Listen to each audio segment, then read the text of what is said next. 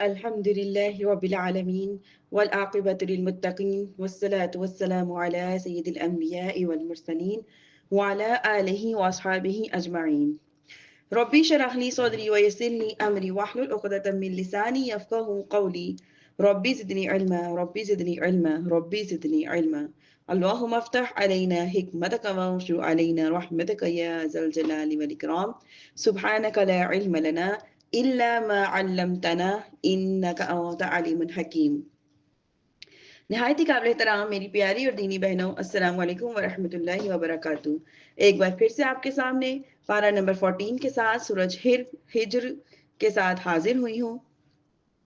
سورج ہجر کو پڑھنے سے پہلے ہم اس کے بارے میں اس کا کچھ تعارف دیکھ لیتے ہیں۔ سورج ہجر مکہ مکرمہ میں نازل ہوئی۔ اس سورت میں 6 رکوع اور 99 آیات ہیں۔ ہجر مکہ مدینہ منورہ اور شام کے درمیان ایک وادی کا نام ہے، اور اس سورت کی آیت نمبر 80 سے 84 میں اس وادی کے رہنے والوں میں رہنے والی جو قوم سمود ہے اس کا واقعہ بیان کیا گیا ہے۔ اس مناسبت سے اس سورت کا نام سورۃ الحجر رکھا گیا ہے۔ حضرت عبداللہ بن عمر رضی اللہ تعالیٰ عنہما روایت کرتے ہیں، نبی کریم صلی اللہ علیہ وسلم نے حجر والوں کے بارے میں ارشاد فرمایا، تم اس عذاب یافتہ قوم کے پاس سے جب گزرتے ہو تو تم اگر تم رو نہیں سکتے تو اس کے پاس سے گزرا نہ کرو، تاکہ کہیں ایسا نہ ہو کہ تم پر بھی وہی عذاب آ جائے جو کہ ان پر نازل کیا گیا ہے۔ سورۃ الحجر میں ہم جو مضامین پڑھیں گے ان کو دیکھ لیتے ہیں کہ قرآن پاک کی حفاظت کی ذمہ داری خود اللہ تعالیٰ نے لی ہے۔ اللہ تعالیٰ کے انبیاء اور رسولوں علیہ الصلوۃ والسلام کے ساتھ کفار اور مشرکین کے طرز عمل بیان کیے گئے ہیں۔ آسمان کو مردود شیطان سے محفوظ کیے جانے کا ذکر کیا گیا ہے۔ اللہ تعالیٰ کی وحدانیت اور اس کی قدرت پر دلالت کرنے والی چیزیں بیان کی گئی ہیں۔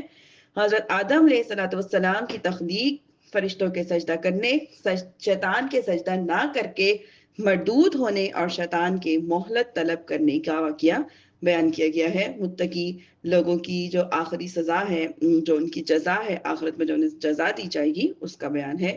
حضرت ابراہیم علیہ الصلوۃ والسلام کی مہمان نوازی اور فرشتوں کا واقعہ بیان کیا گیا ہے۔ اس کے علاوہ اور بھی بہت کچھ ہے۔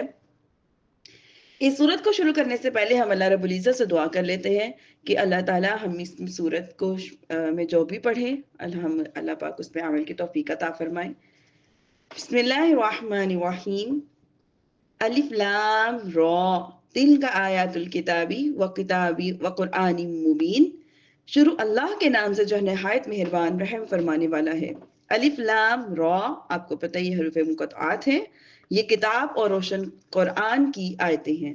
ربما یود الذین کفروا لو کانوا مسلمین، کافر بہت آرزویں کریں گے کہ کاش وہ مسلمان ہوتے۔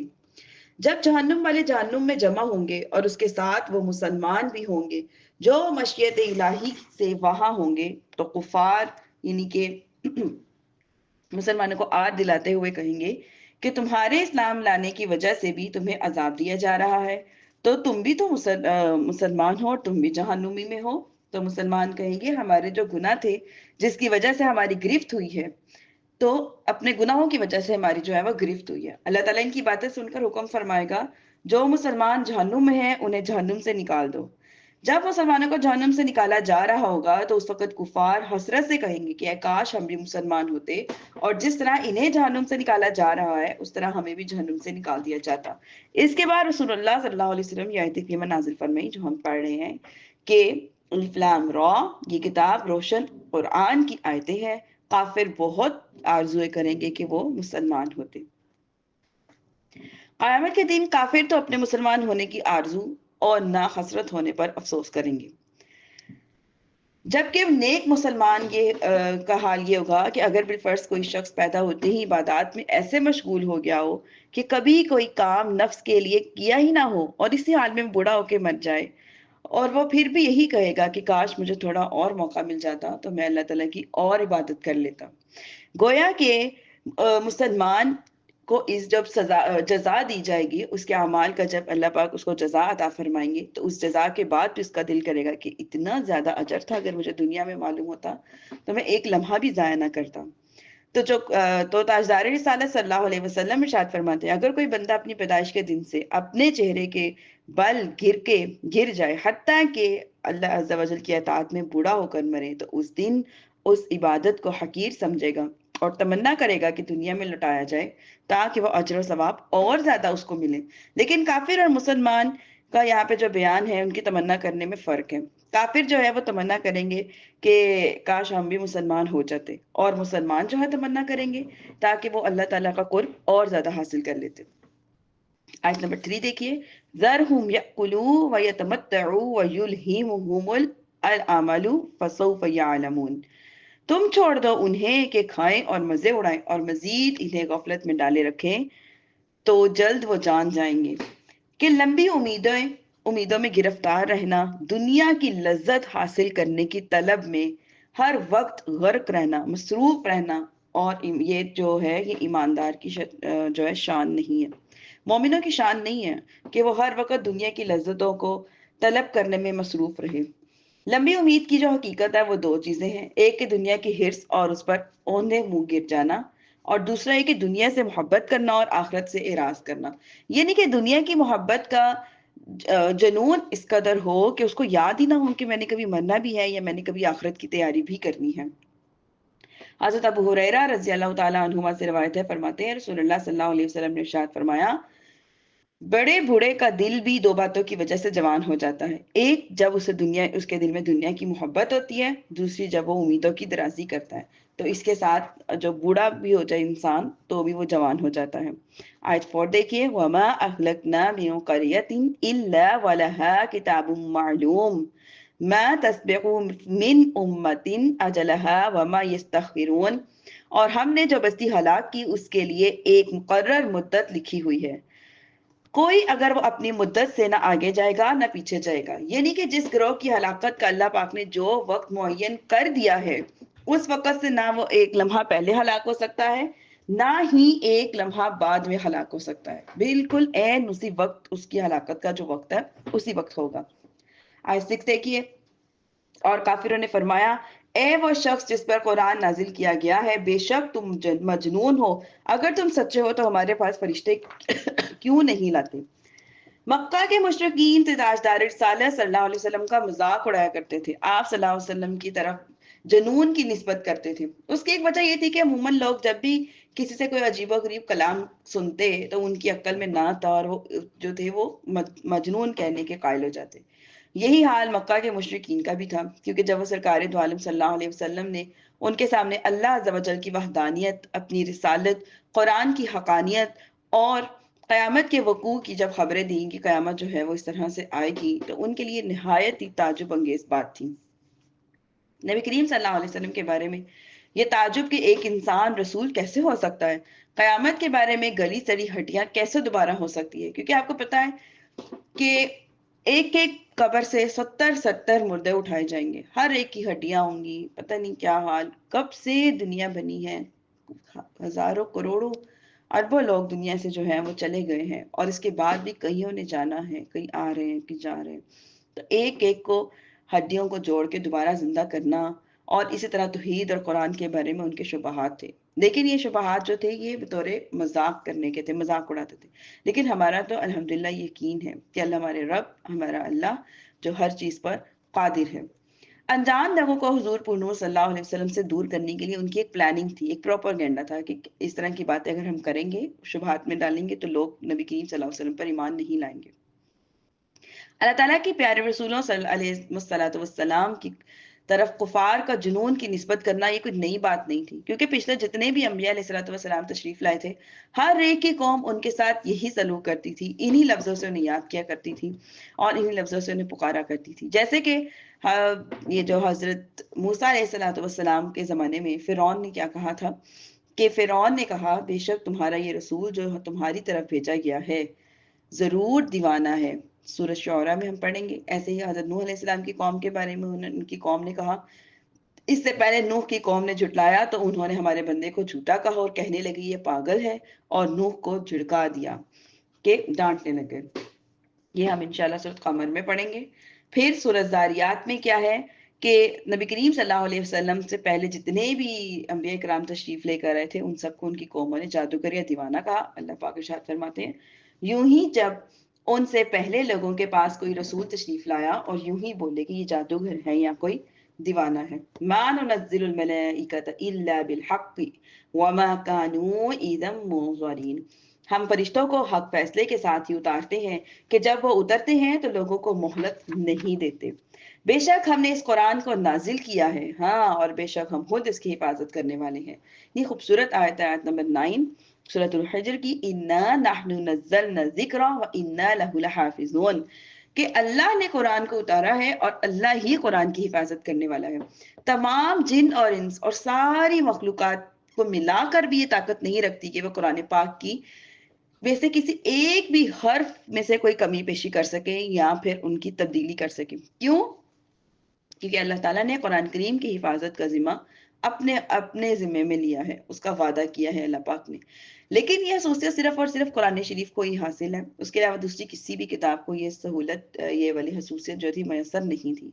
قرآن کریم کو معجزہ بنایا کہ بشر کا کلام اس میں مل نہ جائے، کہ کوئی بھی انسان مل کے بھی اپنی سارے علم کو اکٹھا کر کے بھی قرآن جیسا کوئی بھی کلام نہیں بنا سکتا. اس کو معارضے اور مقابلے سے محفوظ رکھا. کوئی اس کی مثال، اس کے کلام کی مثال بنانے پر قادر نہیں ہے. ساری مخلوق کو اسے معدوم کرنے سے عاجز کر دیا کہ کفار شدید دشمنی کے باوجود، شدید عداوت رکھنے کے باوجود بھی اس مقدس کتاب کو معدوم کرنے سے عاجز ہیں. یہ پوری ہماری تاریخ جو ہے اس بات کی گواہ ہے. اگر کسی نے بھی قرآن کے نور کو بجھانے کی کوشش کی یا اس میں کمی یا زیادتی کرنے کی کوشش کی یا تبدیلی کرنے کی کوشش کی یا پھر اس کے حروف میں شک اور شبہات ڈالنے کی کوشش کی تو بالآخر وہ ناکام ہی ہوا، کبھی کامیاب نہیں ہوا. حضرت یحییٰ بن اقسم رحمۃ اللہ علیہ فرماتے ہیں، مامون رشید کی مجلس میں ایک یہودی آیا، اس نے بڑی نفیس، عمدہ اور ادبانہ گفتگو کی. مامون رشید نے اسے اسلام کی دعوت دی تو اس نے انکار کر دیا. 1 سال بعد جب وہ دوبارہ آیا تو مسلمان ہو گیا. اس نے فقہ کے موضوع پہ ایک بہت ہی شاندار کلام لکھا. مامون رشید نے اس سے پوچھا کہ تمہارے اسلام لانے کا کیا وجہ ہے؟ پچھلے سال تم آئے تھے تو میں نے تمہیں اسلام کی دعوت دی، تم اٹھ کے چلے گئے تھے، اور اب تم آئے ہو تو تم نے اسلام قبول کیا ہوا ہے. ایسی کیا وجہ ہے کہ تم نے اسلام قبول کر لیا؟ اس نے کہا، جب میں یہاں سے اٹھ کے گیا تھا نا تو میں نے ارادہ کیا تھا کہ میں سارے مذہبوں کا نا ایک امتحان لوں گا. پھر میں نے کیا کیا کہ تورات کے 3 نسخے لکھے اور اپنی طرف سے اس میں کافی کمی پیشی کر کے یہودیوں کے پاس لے گیا. وہ بھی وہاں پہ جہاں پہ یہودی اپنی عبادت کرتے تھے، جو ان کا معبد تھا، جو ان کی عبادت کرتی، وہاں لے گیا. یہودیوں نے کیا کیا کہ میرے نسخے پڑھے اور خرید لیے. پھر میں نے انجیل کے 3 نسخے لکھے اور اس میں بھی اپنی طرف سے کافی کمی پیشی کی، اور میں عیسائیوں کے جو گرجے ہیں وہاں پہ لے گیا. پھر میں نے کیا کیا، انہوں نے میرے نسخے خرید لیے. پھر میں نے قرآن پاک کے 3 نسخے لکھے اور اس کی عبارت میں بھی میں نے اپنی طرف سے کافی کمی پیشی کر دی. جب میں قرآن پاک کے وہ نسخے لے کر اسلامی کتب خانے میں گیا تو انہوں نے پہلے ان نسخوں کو بغور پڑھا. پڑھنے کے بعد جب انہوں نے کمی اور زیادتی پر غور کیا تو انہوں نے مجھے نسخے واپس کر دیا، کہا کہ لے جاؤ، ہم اسے ہرگز خرید نہیں سکتے. پھر میری سمجھ میں آ گیا کہ یہ کتاب جو ہے محفوظ ہے، اس میں کوئی بھی تبدیلی نہیں ہو سکتی. اس وجہ سے میں نے جو اسلام کو قبول کر لیا ہے. آگے دیکھیے آیت نمبر 10، اور بے شک ہم نے تم سے پہلے گزشتہ امتوں میں رسول بھیجے اور ان کے پاس وہ بھی رسول آتا، جو بھی رسول آتا وہ ان کا مذاق اڑاتے، اور ایسے ہی ہم ان کی ہنسی کو مجرموں کے دلوں میں ڈالتے اور اس پر ایمان نہیں لاتے، حالانکہ پہلے لوگوں کا طریقہ جو ہے وہ گزر چکا ہے. بار بار قومیں اپنے نبیوں کو ایک جیسی باتیں کرتی تھیں، اور اگر ہم ان کے لیے آسمان میں کوئی دروازہ کھول دیتے تاکہ دین کے وقت ان میں چڑھ جاتے، اور جب بھی وہ یہی کہتے کہ ہماری نگاہوں کو بند کر دیا گیا ہے، بلکہ ہم ایسی قوم ہیں جن پر جادو کیا گیا. اگر ایسا کوئی معجزہ دکھا بھی دیا جاتا تو وہ پھر اور پکے ہو جاتے اور یہی کہتے کہ یہ تو کوئی معجزہ نہیں بلکہ کیا ہے، جادو ہے. وَلَقَدْ جَعَلْنَا فِي السَّمَاءِ بُرُوجًا وَزَيَّنَّاهَا لِلنَّاظِرِينَ، پھر ہم نے آسمان میں بہت سے برج بنائے، سٹارز ہوتے ہیں نا، سیارے جو ہوتے ہیں وہ، اور اسے دیکھنے کے لیے آراستہ کیا. یہ برج جو ہے یہ 7 سیارے کی منزلیں ہیں، اور ان برجوں کی جو تعداد ہے وہ 12 ہے. تو اللہ پاک نے جو ان کو لوگوں کے آراستہ کرنے کے لیے بنایا کہ ہم نے یعنی کہ اللہ تعالیٰ نے آسمان کو، چاند، سورج، تاروں کو آراستہ کیا تاکہ لوگ اس کو جب دیکھیں تو غور اور فکر کریں، اور اس کو غور اور فکر کر کے اس بات کو جانیں کہ اللہ تعالیٰ کی واحد اور خالق ہونے پر یہ استدلال کرتے ہیں، اور جان لیں کہ ہر چیز کو پیدا کرنے والا، ہر چیز کو شکل اور صورت عطا کرنے والا صرف ایک ہی ہے، اور وہ کون ہے؟ میرا اور آپ کا رب اللہ عز و جل. آگے دیکھیے آیت 17، اور اسے ہم نے ہر شیطان مردود سے محفوظ رکھا، البتہ جو چوری چھپے سننے جائے تو اس کے پیچھے ایک روشن شعلہ پڑ جاتا ہے۔ یہ شیاطین کے بارے میں بات ہو رہی ہے۔ حضرت عبداللہ بن عباس رضی اللہ تعالیٰ عنہما فرماتے ہیں کہ شیاطین آسمان میں جب داخل ہوتے تھے تو وہاں کی خبریں اپنی کاہنوں کے پاس لے جایا کرتے تھے۔ جب حضرت عیسیٰ علیہ السلام کے پیدا ہوئے تو 3 آسمانوں سے شیاطین کو روک دیا گیا۔ جب سید المرسلین صلی اللہ علیہ وسلم کی ولادت ہوئی تو تمام آسمانوں سے شیاطین کو آنے سے منع کر دیا گیا۔ اس کے بعد جب بھی کوئی باتیں چوری کرنے کا ارادہ کرتے تو وہ پھر اوپر چڑھ جاتے تو اسے پھر شہاب کے ذریعے مارا جاتا۔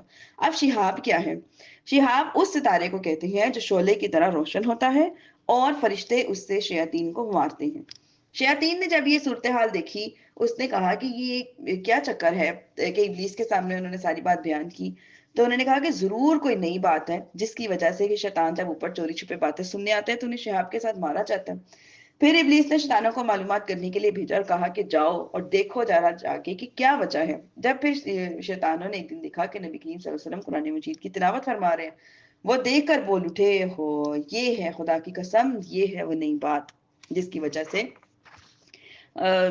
شیطان کا جو داخلہ تھا وہ آسمان میں بند کر دیا گیا تھا۔ آیت 19 دیکھیے، اور ہم نے زمین کو پھیلایا اور ہم نے اس میں لنگر ڈال دی اور اس میں ہر ایک چیز معین اندازے سے اگائی۔ حضرت عبداللہ بن عباس رضی اللہ تعالیٰ عنہ فرماتے ہیں جب اللہ تعالیٰ نے زمین کو پانی کی سطح پر پھیلایا تو یہ اپنے اوپر موجود چیزوں کے ساتھ ایک جگہ ایسے جھک گئی تھی جیسے کہ کشتی جھکتی ہے۔ آپ میں سے اگر کسی نے شپ کا بوٹ کا سفر کیا ہو، جب ہم لوگ بوٹ پہ بیٹھتے ہیں تو کیا ہوتا ہے کہ اگر ساری فیملی یا سارے ممبرز بوٹ کے ایک کنارے پر اکٹھے ہو جائے تو بوٹ ادھر سے نیچے ہونے لگتی ہے اور دوسری سائڈ سے بوٹ کا جو وزن ہے وہ کم ہو جاتا ہے اور بوٹ اوپر کی طرف ہو جاتی ہے۔ تو پھر وہ جو بوٹ کو چلانے والا ہوتا ہے وہ کہتا ہے کہ اب ساری جو بوٹ ہے اس کے اوپر پھیل کے بیٹھ جاؤ تاکہ پورا لیول برابر رہے، تو پھر بوٹ جو ہے وہ پانی میں بآسانی سے جو ہے چل سکتی ہے۔ اسی طرح جب اللہ تعالیٰ نے زمین کو بنایا تو زمین میں جب اتنی زیادہ چیزیں رکھی گئیں تو زمین جو ہے وہ تھوڑی سی جھک گئی کیونکہ زمین پانی کے اوپر بنی ہوئی ہے نا۔ پھر اللہ تعالیٰ نے اس زمین کو مضبوط کرنے کے لیے پہاڑ بنائے تاکہ پہاڑوں کے ذریعے اس زمین کو ٹھہرایا جائے، کیونکہ یہ جو اتنے مضبوط، اتنے اونچے اونچے، اتنے ڈرونے، اتنے بڑے بڑے پہاڑ جو نظر آتے ہیں نا یہاں پہ پہاڑی علاقوں میں، جیسے پاکستان میں گرین کلر کے ہوتے ہیں، یہاں ہمارے عمان میں براؤن بلیک براؤن قسم کے پہاڑ ہوتے ہیں، تو یہ پہاڑ اللہ تعالیٰ نے بیسیکلی زمین میں جنبش پیدا کرنے کے لیے بنائے ہیں تاکہ زمین جو ہے وہ بالکل سٹیٹ رہے، اس کے اوپر جتنا بھی وزن ڈالا جائے پھر زمین دیکھیں بالکل ہارڈ رہتی ہے، سخت رہتی ہے، وہ یہ نہیں کہ ادھر ادھر جو کیا کہتے ہیں کہ ادھر ادھر نہیں ہوتی، اوپر نیچے نہیں ہوتی۔ تو اسی وجہ سے اللہ تعالیٰ نے یہ جو پہاڑ ہیں یہ زمین میں بنائے ہیں۔ آگے دیکھیے آیت 20، اور تمہارے لیے اس میں زندگی گزارنے کے سامان بنائے اور وہ جاندار بنائے جنہیں تم رزق دیتے ہو۔ یہ ایک بڑی سوچنے والی ہمارے لیے آیت ہے کہ رزق دینے کا وعدہ اللہ تعالیٰ نے کیا ہے، اللہ کے ذمہ ہے ہر ایک کو رزق دینا۔ اب جو لوگ جیسے ہمارے گھر میں آتے ہیں، میڈ ہوتی ہیں، پرندوں کو بعض اوقات دانا وغیرہ ڈال دیا جاتا ہے یا پھر چونکی داروں کو کھانا وغیرہ دے دیا جاتا ہے، اس طرح سے ہم کسی کو بھی اللہ کی راہ کے کھانا وغیرہ دے دیتے ہیں نا، تو اب لوگ کیا سمجھتے ہیں کہ ہم ان کو کھانا دے رہے ہیں۔ فرض کریں ایک میڈ آپ کے گھر روز روٹی لیتی ہے تو آپ سمجھتے ہو ہم اس کو دوپہر کا کھانا تو ہم دیتے ہیں۔ یہ ہماری سب سے بڑی غلط فہمی ہوتی ہے۔ اللہ نے قرآن میں فرما دیا کہ جتنے بھی جاندار بنائے ہیں جنہیں تم رزق دیتے ہو، سمجھتے ہو کہ تم دے رہے ہو، بیسیکلی وہ رزق تو اللہ تعالیٰ دے رہے ہیں۔ تو یہ ہماری سب سے بڑی غلط فہمی ہوتی ہے کیونکہ اللہ پاک نے خود فرمایا کہ میں ان سب کو رزق دیتا ہوں۔ آیت 21 دیکھیے، اور ہمارے پاس ہر چیز کے خزانے ہیں اور ہم اسے ایک نئے جو ہے معلوم انداز سے ہی اتارتے ہیں، اور ہم نے ہوائیں بھیجی جو بادلوں کو پانی سے بھر دیتی، اور ہم نے آسمان سے پانی اتارا، پھر ہم نے وہ تمہیں پینے کو دیا اور ہم اس کے خزانچی نہیں، تم اس کے خزانچی نہیں ہو، بے شک ہم ہی زندہ کرتے ہیں، ہم ہی مارتے ہیں اور ہم ہی وارث ہیں۔ یعنی کون؟ میرا اور آپ کا رب اللہ عز و جل۔ اور بے شک ہم تم میں سے آگے بڑھنے والوں کو بھی جانتے ہیں اور بے شک ہم پیچھے رہنے والوں کو بھی جانتے ہیں۔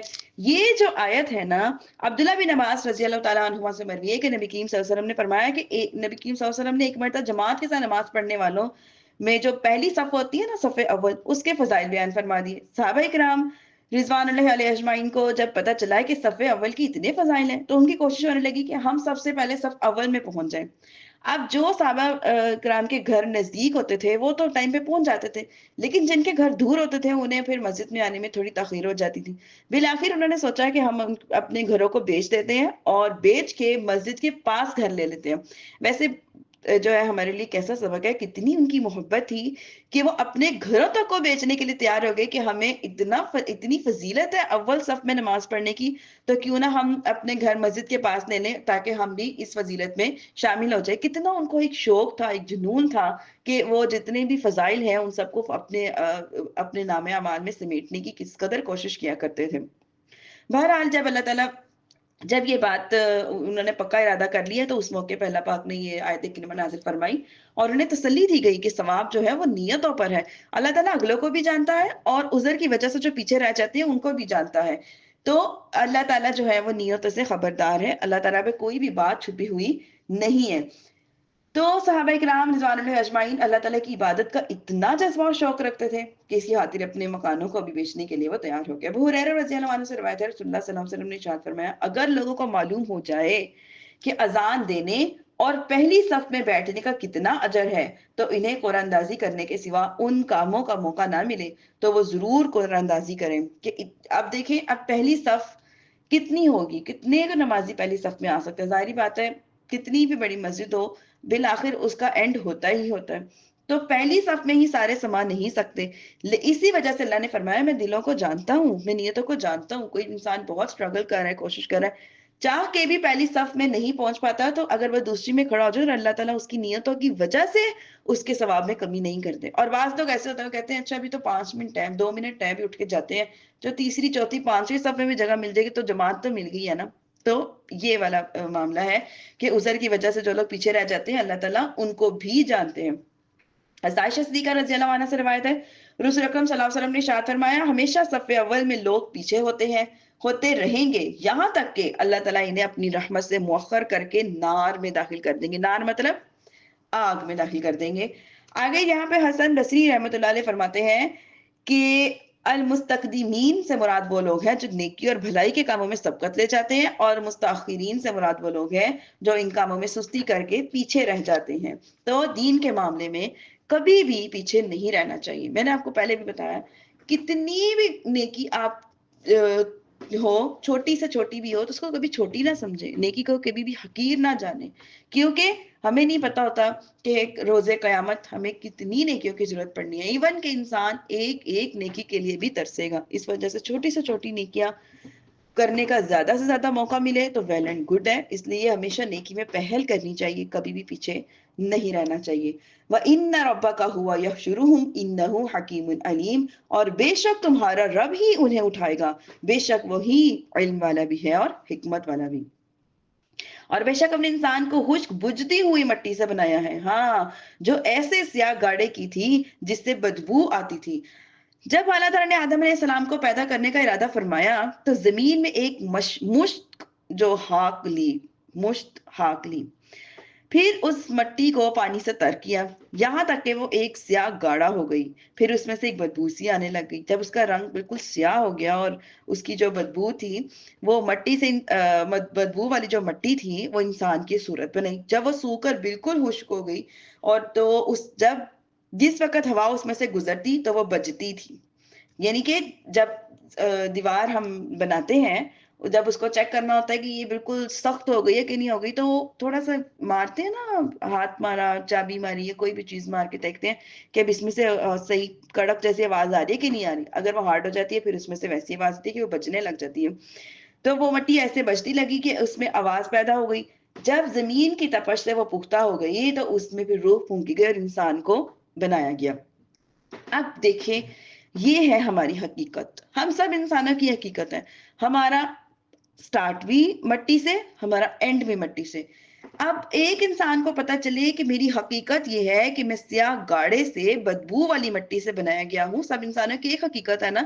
اور اب جو پیدائش کا معاملہ ہوتا ہے اس میں کس قدر گندے خون اور لوتھڑے سے جو انسان یعنی بنایا جاتا ہے، تو یہاں سے ہی ہم اندازہ لگا لیں کہ یہ ہماری حقیقت ہے. اس کے باوجود ہم کس چیز پر اکڑتے ہیں, کس چیز پہ تکبر کرتے ہیں, کیا سمجھتے ہیں کہ اگر ہمارا رنگ وائٹ ہے یا ہمارے آنکھیں پیاری ہیں, چہرہ خوبصورت ہے, بال لمبے ہیں, قد لمبا ہے, ہاتھ پاؤں ہمارے پیارے ہیں, تو اس کا مطلب یہ ہے کہ اکڑ آ جائے. کس بات کی اکڑ جب ہماری حقیقت یہ بدبودار مٹی اور سیاہ گارا ہے. تو یہ سب چیزیں اگر انسان یہ اپنی حقیقت یاد رکھے نا, اس کے اندر کبھی اکڑ نہیں آتی, اس کے اندر کبھی بھی تکبر نہیں آتا, وہ عاجزی میں رہتا ہے, اس کو اپنا آپ نیچے لگتا ہے. تو جب اپنا آپ نیچے لگے گا, عاجزی میں انسان رہے گا, تو اللہ پاک بھی اس سے محبت کریں گے. لیکن جب اس میں اکڑ, انا, اور جس کو بنایا ہی اللہ تعالیٰ نے, اور جانا بھی فنا ہو کے, اور پھر کیا حال ہونا ہے مرنے کے بعد, مرنے کے چند گھنٹوں کے بعد انسان کا کیا حال ہوتا ہے, جسم ایسا ہوتا ہے کہ اس کو برف میں رکھنا پڑ جاتا. ڈیڈ باڈی کو یہ کولڈ ہاؤم میں رکھتے ہیں نا.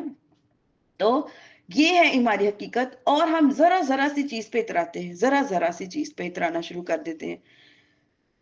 اللہ تعالیٰ ہمیں سمجھ عطا فرمائے. آیت 27 دیکھیے, وَالْجَانَّ خَلَقْنَاهُ مِنْ قَبْلُ مِنْ نَارِ السَّمُومِ, اور ہم نے اس سے پہلے جس کو بغیر دھوئے والی آگ سے پیدا کیا. کون ہے وہ؟ ابلیس ہے. ابلیس کو آدم علیہ السلام سے پہلے اس آگ سے پیدا کیا جس میں دھواں نہیں تھا, اور چونکہ مٹی, آدم علیہ السلام کو مٹی سے پیدا کیا, اور مٹی جو تھی وہ آگ سے زیادہ, یعنی آگ جو تھی وہ زیادہ اچھی تھی مٹی کی نسبت. اس وجہ سے پھر شیطان نے کیا کیا, تکبر کیا اور ان سے حسد کیا. وَإِذْ قَالَ رَبُّكَ لِلْمَلَائِكَةِ إِنِّي خَالِقٌ بَشَرًا مِّن صَلْصَالٍ مِّنْ حَمَإٍ مَّسْنُونٍ, اور یاد کرو جب تمہارے رب نے فرشتوں سے فرمایا کہ میں اس ایک آدمی کو بجتی ہوئی مٹی سے پیدا کرنے والا ہوں, جو مٹی کیسی ہے, بدبودار بھی ہے اور سیاہ گاڑے کی بھی ہے. اب آگے دیکھیے, اور جب میں اسے ٹھیک کر لوں اور میں اپنی طرف سے خاص معزز روح اس میں پھونک دوں, تو اس کے لیے کہ تو سجدے میں گر جانا, کہ اللہ تعالیٰ نے فرشتوں کو حکم دیا تھا کہ آدم علیہ السلام کو سجدہ کریں. اور یہ سجدہ میں آپ کو یاد کراتی پھر جاؤں, یہ سجدہ تعظیمی تھا. کوئی بھی مسلمان اتنا شعور ضرور رکھتا ہے کہ سجدہ صرف اپنے خالق, مالک, رازق کو کیا جاتا ہے, جو عبادت کا سجدہ ہوتا ہے, اور وہ ایک ہی ذات ہے, اللہ رب العزت کی, اس کے علاوہ کسی کو بھی نہیں. کچھ لوگ دیہاتوں میں رہتے ہیں, علم سے جاہل ہوتے ہیں, لیکن تعظیماً سجدہ کرتے ہیں. قبور میں جب سے مزارات میں جاتے ہیں, عرس وغیرہ میں جاتے ہیں, تعظیماً سجدہ کرتے ہیں, اور دیکھنے والا ان کو مشرک جاننے لگتا ہے کہ اس نے تو شرک کیا ہے, یہ ایمان والا ہو کے بھی اس نے شرک کیا ہے. ہر مسلمان ایمان والا کب ہوتا ہے؟ جب وہ کیا کہتا ہے, لا الہ الا اللہ, کہ اللہ ایک ہے اور اس کے سوا عبادت کے لائق کوئی بھی نہیں ہے, اور وہ اس بات کو جانتا ہے کہ اللہ کے سوا کوئی بھی معبود نہیں ہے. اس وجہ سے عبادت کا سجدہ ایک ہی ذات کو کیا جاتا ہے, وہ ہے آپ کا میرا رب اللہ رب العزت. اس کے علاوہ جو لوگ نااہلی اور جاہلیت کی وجہ سے سجدہ کر لیتے ہیں, ہر ایک کو دیکھ کے یہ کہنا کہ اس نے شرک کا سجدہ کیا ہے, یہ غلط ہے. کیونکہ مسلمان کو اتنی تمیز ہوتی ہے کہ وہ جب کسی مزار وغیرہ میں کوئی سجدہ کر رہا ہوتا ہے بالفرض, تو وہ کیا کرتا ہے, اسے پتا ہوتا ہے کہ میں ادب کی بنا پہ کر رہا ہوں, تعظیمی سجدہ کر رہا ہوں. میں کرنے, یہ نہیں کہہ رہی کرنا چاہیے, کرنا نہیں چاہیے, دیٹس ٹرو, لیکن اگر کسی نے جاہلیت کی وجہ سے کر لیا ہے تو پھر اس کو مشرک کہہ کے اس کے ایمان کا سودا نہ کرے, ٹھیک, کیونکہ اتنی سمجھ اس کو ہوگی اور ہوتی ہے. ایک مسلمان کو اتنی سمجھ ہوتی ہے کہ جو کسی عرس وغیرہ مزارات میں سجدے کیے جاتے ہیں وہ تعظیماً ہوتے ہیں, وہ عبادت کے سجدے نہیں ہوتے. کیونکہ ہر مسلمان خواہ کتنا بھی جاہل کیوں نہ ہو, صرف ایک اللہ کی عبادت کرتا ہے, اس کے علاوہ کسی کی عبادت نہیں کرتا. ایک اللہ کو معبود مانتا ہے, ایک اللہ کے حضور جھکتا ہے, ایک اللہ سے مانگتا ہے, اسی سے دعائیں کرتا ہے, اسی کے آگے نمازیں پڑھتا ہے, اسی کے لیے قرآن پڑھتا ہے, اسی کے لیے اس تسبیحات اسی کے نام کی کرتا ہے. اس کے علاوہ وہ کسی کے نام کی تسبیحات نہیں کرتا, نماز نہیں پڑھتا. لیکن کیونکہ علم کی کمی کی وجہ سے جب ایسا کوئی پروسیس ہو جاتا ہے تو ایک دم سے فتوے لگا نہیں دینے چاہیے. آگے دیکھیے آیت نمبر 30, فَسَجَدَ الْمَلَائِكَةُ كُلُّهُمْ أَجْمَعُونَ, سب کے سب فرشتے جو تھے وہ سجدے میں گر گئے, إِلَّا إِبْلِيسَ, مگر کون نہیں گرا؟ ابلیس. ابا, انکار کر دیا اس نے, أَن يَكُونَ مَعَ السَّاجِدِينَ, ہاں اس نے انکار کیا, اس نے کہا کہ میں سجدے والوں میں سے نہیں ہوں گا. قال یا ابلیس, تو ابلیس نے کہا, اللہ نے فرمایا, یا ابلیس, اے ابلیس, ما لکا, تمہیں کیا ہوا ہے, اللہ تکون مع الساجدین, کہ تم سجدے والوں کے ساتھ نہیں ہوئے. قال لم اقل لاسجد لبشر خلقته من صلصال من حمأ مسنون. تو اس نے کیا کہا کہ اس نے کہا کہ میرے لائق نہیں ہے میں کسی انسان کو سجدہ کروں جسے تو نے بچتی ہوئی مٹی سے بنایا ہے، اور وہ مٹی کیسی ہے؟ سیاہ دار بھی ہے اور بدبودار بھی ہے. آگے دیکھیے اچھا یہاں میں بتاتے چلوں کہ نبی اکرم صلی اللہ علیہ وسلم سے مروی ہے کہ جب آپ نے حضرت جبرائیل علیہ السلام کو دیکھا کہ ابلیس کے انجام سے وہ عبرت گیر ہو گئے اور کعبہ مشرفہ کے پردے سے جو لپٹ کر نہایت عاجزی کے ساتھ اللہ تعالیٰ کی بارگاہ میں یہ دعا کرنے لگے. کیا دعا کرنے لگے؟ ترجمہ آپ کے سامنے رکھوں گی کہ اے میرے رب، کہیں میرا نام نیکوں کی فرشتے نہ نکل جائے، کہیں میرا جسم اہل عطا کے زمرہ سے نکال کر اہل عطاب کے زمرہ میں نہ رکھ دیا جائے، ان کے گروہ میں شامل نہ کیا جائے. جب جبرائیل علیہ السلام جیسا فرشتہ جنہیں اللہ تعالیٰ نے جو نبوت یہ جو رسول اور پیغمبروں کے لیے چنا تھا، اللہ تعالیٰ کا اتنا مقربین فرشتہ ہو کر، نیک ہو کر، صالح ہو کر، ہر وقت اللہ تعالیٰ کی یاد میں مشغول ہونے کے باوجود وہ اللہ تعالیٰ سے وہ کتنا خوف رکھ رہا ہے کہ کہیں خدا نہ خواستہ مجھ سے ایسی کوئی بات نہ ہو جائے. جب اتنے مقرب ترین فرشتے کے خوف کا یہ عالم ہے تو سوچیں ہم جو سارا دن گناہوں میں جو بیزی رہتے ہیں، گناہوں میں ملوث رہتے ہیں اور گناہ کو گناہ جانتے بھی نہیں ہیں، پتہ ہی نہیں چلتا گناہ کیا ہے کہ ہم نے کوئی نارمل کام کیا ہے یا نیکی کیا ہے یا کیا کیا ہے، تو ہمارے بارے میں فکر کرنے کا کیا عالم ہوگا، ہمیں کس قدر فکر کرنی چاہیے. اللہ نے فرمایا تو جنت سے نکل جا کیونکہ تو مردود ہے اور بے شک قیامت تک تجھ پر لعنت ہے. اس نے کہا اے میرے رب تو مجھے اس دن تک مہلت دے دے جب جو ہے لوگ اٹھائے جائیں گے. اللہ نے فرمایا پس بے شک تو ان میں سے ہے جن کو وقت معین کے دن تک مہلت دے دی. یہ شیطان نے اللہ تعالیٰ سے دعا کی تھی، تو اللہ تعالیٰ نے اس کی جو دعا کو اس طرح سے قبول فرمایا، اس سے فرمایا بے شک ٹھیک ہے تو ان میں سے ہے جن کو اس وقت تک اس جو قیامت کے دن تک جو مہلت جو ہے دی گئی ہے، جس میں تمام مخلوق جو ہے وہ مر جائے گی، اور پہلا نفخہ کا جو وہ وقت جو ہے وہ پہلے نفخے کا ہوگا، کیونکہ پہلے ایک سور پھونکا جائے گا پھر دوسرا، پھر شیطان کے مردہ رہنے کی مدت جو ہے وہ نفخہ سے دوسرے نفخہ تک 40 سال ہوگی. اس کے بعد اس کو اس قدر مہلت دینا کہ اس کے اکرام کے لیے نہیں ہے بلکہ اس کی بلا، شقاوت اور عذاب کی زیادتی کے لیے ہے. آگے دیکھیے کیا فرما رہے ہیں. اس نے کہا اے میرے رب مجھے اس بات کی قسم ہے کہ تو نے مجھے گمراہ کیا، میں ضرور زمین میں رہنے والے لوگوں کو نافرمانی جو ہے ان کے لیے خوشنما بنا دوں گا، اور میں ضرور ان سب کو گمراہ کر دوں گا سوائے ان کے جو ان میں سے تیرے چنے ہوئے بندے ہیں. یعنی کہ جو تیری بات مانے گا وہ تیرا بندہ، اور جو میری بات مانے گا وہ میرا بندہ. یہ شیطان کہہ رہا ہے. قال ھذا صراط علی مستقیم.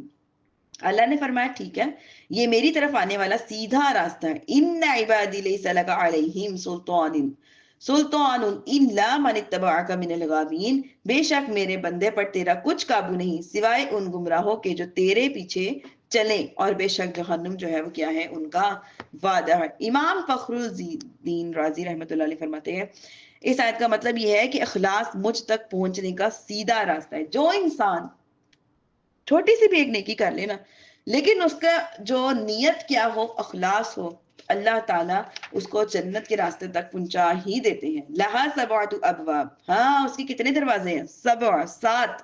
لکل باب منہم جزء مقسوم. ہر دروازے کے لیے اس میں ایک ایک حصہ جو ہے وہ تقسیم کیا گیا ہے. جہنم کے 7 طبقے ہیں اور ان طبقات کو درکار بھی ہے. ہر طبقے کا ایک دروازہ ہے. پہلا دروازہ جہنم کا جو طبقہ ہے اس کا نام کیا ہے؟ پہلا طبقے کا نام ہے جہنم، دوسرے کا نام ہے لظا، تیسرے کا حطامہ، چوتھے کا سعیر، 5واں سقر، چھٹا طبقہ جہیم، 7واں طبقہ حاویہ. ان المتقین فی جنات وعیون. اب عذاب کے بعد، جہنم کے بعد جنت کا ذکر آ رہا ہے، اور بے شک متقی لوگ باغ اور چشموں میں رہیں گے. ادخلوها بسلام آمنین. اور ان میں سلامتی کے ساتھ امن امان سے داخل ہوں گے. کہ جب جنتیوں کے لیے دروازے کھولے جائیں گے تو اللہ تعالیٰ کیا کہیں گے؟ جب ڈرنے والے جنت کے دروازوں میں پہنچیں گے تو ان سے کہا جائے گا کہ ایک جگہ سے دوسری جگہ کی طرف متوجہ ہو جاؤ. تو فرشتوں کی زبانی ان سے کہا جائے گا تم پر سلامتی ہو، امن امان کے ساتھ جنت میں جاؤ، نہ یہاں سے نکالے جاؤ گے، نہ تمہیں موت آئے گی، نہ کوئی آفت رونما ہوگی، نہ تم خوف زدہ ہوگے، نہ ہی تمہیں کوئی غم ہوگا. اور ہم ان کے سینوں میں موجود کینہ کھینچ لیں گے اور آپس میں بھائی بھائی ہوں گے، وہ آمنے سامنے تختوں پر بیٹھے ہوئے ہوں گے، انہیں جنت میں نہ کوئی تکلیف پہنچے گی نہ ہی وہ وہاں سے نکالے جائیں گے۔ یعنی کہ یہ جو دنیا میں اگر ان کے ڈرنے والوں میں سے کسی کے دل میں ایک دوسرے کے بارے میں کوئی کینہ ہوا تو جنت میں جانے سے پہلے اللہ تعالیٰ ان کے دلوں کو صاف فرما دیں گے۔ جنت میں جا کے بھی دل صاف چاہیے اور جنت میں جانے کے لیے بھی دل صاف چاہیے، اور اس لیے اس کی تیاری ہمیں دنیا سے کرنی ہے۔ اگر میں اور آپ جنت کا ارادہ رکھتے ہیں تو پھر ہمیں اپنے دلوں کو کینہ سے، بغض سے، عداوت سے، حسد سے، عناد سے، چغلیوں سے، غیبتوں سے صاف کرنا ہی پڑے گا۔ یہ بات پکی سچی میری لکھ کے رکھ لیں کہ اس کے ساتھ جنت میں داخلہ نہیں ملے گا۔ اس کی پریکٹس، اس کی کوشش ہمیں دنیا میں رہ کر ہی کرنی ہے، پھر یہ جانا ہمارے لیے جنت میں جانا جو آسان ہوگا۔ اس کے علاوہ عبادتیں کر لیں، ساری ساری رات جاگ لیں، پوری پوری رات قیام، پورا پورا دن قرآن، جو بھی کر لیں، لیکن حقوق العباد میں یہ نہیں کہتی کہ سٹیمپ لگے گا وہ جنت میں نہیں جائے گا، جا سکتا ہے کیونکہ یہ رب کا اور اس کا معاملہ ہے، لیکن جب ہمیں قرآن نے طریقے بتا دیے ہیں تو پھر ہمارے پہ لازم آ جاتا ہے کہ ہم اس چیز کو فالو اپ کریں، اس پر عمل کریں، تاکہ ہمارے لیے جنت میں جانا، اپنے رب کو راضی کرنا، اس کا قرب حاصل کرنا ہمارے لیے آسان ہو جائے۔ اور یہ تبھی ہو سکتا ہے جب اپنے دلوں کو ان چند بیماریوں سے صاف کر لیں گے، ان خصلتوں سے پاک کر لیں گے، اور ایک دوسرے کے ساتھ میل جول کرنے میں جو خوش ہوں گے۔ اگر آپ کو کوئی انسان نہیں پسند آ رہا تو اس کے بارے میں نیگیٹیوٹی اپنے دماغ میں نہ لائیں، اسے کنارہ کر لیں، کوئی بات نہیں، دل میں لیکن کوئی غبار نہ لے کے آہستہ آہستہ وقت کے ساتھ جب معاملہ صحیح ہو جائیں گے پھر مل لیں۔ لیکن اس کا مطلب یہ نہیں ہے کہ آپ اپنے دل میں اس کے لیے کوئی نفرت رکھیں، کوئی غیبت رکھیں، کوئی بغض رکھیں، کوئی ایسی بات نہ رکھیں، دل کو بالکل کلیئر اینڈ صاف کر لیں۔ اس کے بعد آہستہ آہستہ معاملات جو ہے وہ حل ہونا شروع ہو جاتے ہیں۔ ان چیزوں کو ہم خواتین، خاص طور پہ گھریلو خواتین، بہت پہاڑ بنا لیتی ہیں اپنے سر میں کہ یہ کیا ہو گیا، فلانے نے ایسے کیوں کہا، ایسے میں نے تو یہ ایکسپیکٹ نہیں کیا تھا، وہ نہیں کیا تھا، تو کوئی بات نہیں، ایسا ہو جاتا ہے۔ اگر ایسا ہو جاتا ہے ایٹ لیسٹ ہماری طرف سے کوئی بات نہیں ہونی چاہیے، سامنے والا کیا کر رہا ہے کیا نہیں وہ اس کا فیل ہے، آپ کی طرف سے کمی نہ ہو، ہماری طرف سے کمی نہ ہو، ہم اپنا جو معاملہ ہے وہ اپنے رب کے ساتھ بالکل سیدھا سٹیٹ جو رکھیں تو انشاءاللہ تعالیٰ اللہ پاک آسانیاں فرمائیں گے انشاءاللہ تعالیٰ۔ اور کیا ہے، وہ جنت میں جا کے اس طرح سے ملیں گے جیسے کہ وہ سگے بھائی ہیں۔ آگے دیکھیے کیا فرما رہے ہیں آیت نمبر 49 میں، نبی عبادی انی انا الغفور الرحیم وَأَنَّ عَذَابِي هُوَ الْعَذَابُ الْعَظِيمُ۔ عذاب العظیم کیا مطلب ہے؟ میرے بندوں کو خبر دے دو کہ بے شک میں ہی بخشنے والا مہربان ہوں اور بے شک میرا ہی دردناک عذاب ہے۔ یہ جو نبی ہے نا، اس کا مطلب یہ ہے کہ خبر دینا۔ اللہ تعالیٰ نے ارشاد فرمایا ہے کہ اے حبیب مکرم صلی اللہ علیہ وآلہ وسلم، آپ میرے بندوں کو یہ بات بتا دیں کہ جب بھی وہ اپنے گناہ کی توبہ کر لیں گے تو میں ان کی توبہ پر پردہ ڈال کر ان کے گناہوں کے سبب سے ہونے والی رسوائی اور عذاب سے انہیں بچا لوں گا۔ لیکن اگر وہ توبہ کو کر کے بھی اپنے گناہ پر قائم رہیں گے تو اس کا مطلب یہ ہے کہ اس نے توبہ نہیں کی، اور پھر وہ یہ بات جان لے کہ میرا عذاب جو ہے وہ اتنا دردناک ہے کہ اس جیسا دردناک عذاب دنیا میں کہیں پہ بھی نہیں ہے۔ تو اس وجہ سے ضرور اپنے اوپر یہ بات سوچنی چاہیے کہ جب بھی توبہ کریں اس دوبارہ یہ وہ عمل ہماری زندگی میں نہیں آنا چاہیے۔ حضرت عمر فاروق رضی اللہ عنہ فرماتے ایک مرتبہ ارشاد ہوا، اگر آسمان سے کوئی اعلان کرنے والا یہ اعلان کرے گا کہ اے لوگو تم سب کے سب جنت میں داخل ہو جاؤ، لیکن ایک شخص جنت میں داخل نہیں ہوگا، تو میں ضرور اس بات سے ڈروں گا کہ وہ کہیں وہ شخص میں تو نہیں۔ اور اگر اعلان کیا کرنے والا یہ کہے گا کہ اے لوگو تم سب جہنم میں چلے جاؤ، البتہ ایک شخص جو ہے وہ نہیں جائے گا، تو میں امید ضرور کروں گا کہ وہ شخص میں ہی ہوں۔ تو اس وجہ سے اللہ تعالیٰ سے ڈرنا بھی چاہیے اور اللہ تعالیٰ سے امید بھی لگانی چاہیے، تو یہ درمیانی راستہ ہے۔ لیکن جن سے کیا ہے کہ ایسے بہت سے اسباب ہیں جس سے کہ بندے کو اللہ تعالیٰ کی رحمت اور مغفرت حاصل ہوتی ہے، اور ایسے بھی بہت سے اسباب ہیں جس کی وجہ سے اللہ تعالیٰ کی شدید اور دردناک عذاب میں بھی انسان مبتلا ہو جاتا ہے۔ اب وہ کون سے ایسے کام ہیں، اسباب ہیں جس کی وجہ سے انسان جو ہے اللہ کے غضب کا جو غضب میں مبتلا ہو جاتا ہے؟ سب سے پہلی بات کفر کرنا، اللہ تعالیٰ پر جھوٹ باندھنا، منافقت کو اختیار کرنا اندر اور باہر، اور ایسا نہ کریں جو سامنے ہے وہی اندر ہونا چاہیے، پھر دلوں میں صفائی نہیں آتی۔ اللہ تعالیٰ اور اس کے رسول کے احکام کی نافرمانی کرنا. ایک بات اور میں منافقت کے بارے میں آپ کو بتاتی چلوں. کسی کے بارے میں اب فرض کریں آپ نے کسی سے کوئی چیز ایکسپیکٹ نہیں کی، لیکن وہ بندہ سے وہ کام ہو گیا ہے، تو اپنے پاس سے اس کو یہ کہہ دینا کہ انہوں نے میرے ساتھ منافقت کی، انہوں نے مجھے دھوکہ دیا، انہوں نے میرے ساتھ یہ کیا، انہوں نے وہ کیا، اس طرح کی باتیں اپنے پاس سے اخذ نہیں کرنی چاہیے، بدگمانی میں آ جاتی ہیں. اور ہم بارہا بار پڑھ چکے ہیں بدگمانی حرام ہے، حرام ہے، اور ہمیں حرام چیزوں سے بچنا ہے. اس وجہ سے اگر بالفرض آپ کے سامنے کسی کی کوئی بات آ جاتی ہے، فوراً سے اس کے اوپر منافقت کی سٹیمپ نہیں لگا دینی، صبر سے، حوصلے سے، وقت کے ساتھ جو حقیقت ہوگی آہستہ آہستہ کھل کے آ جائے گی. لیکن اس کو ایک ہی منٹ میں اس کی بھی اچھائی کا یا اس کی بھی جو نیکی ہے اس کا یا اس کے بھی جو اچھائی والے معاملات ہیں وہ سارے ایک منٹ میں اس کو لگا کے منافقت کی سٹیمپ لگا دینا، دیٹس ناٹ ٹرو. یہ اچھی بات نہیں ہے. آگے دیکھیں کیا ہے، اللہ تعالیٰ سے دعا مانگنے میں تکبر کرنا. جب اللہ سے دعا مانگی جائے عاجزی کی جائے. کیا فرماتے ہیں اللہ؟ تمہارے رب نے فرمایا مجھ سے دعا کرو میں دعا قبول کرتا ہوں، بے شک وہ جو میری عبادت میں تکبر کرتے ہیں عنقریب ذلیل ہو کر جہنم میں جائیں گے. اور دوسرا ہے کہ کسی مسلمان کو جان بوجھ کر قتل کرنا. آگے دیکھیے وَنَبِّئْهُمْ عَنْ ضَيْفِ ابراہیم، اور انہیں ابراہیم کے مہمانوں کا حال سناؤ.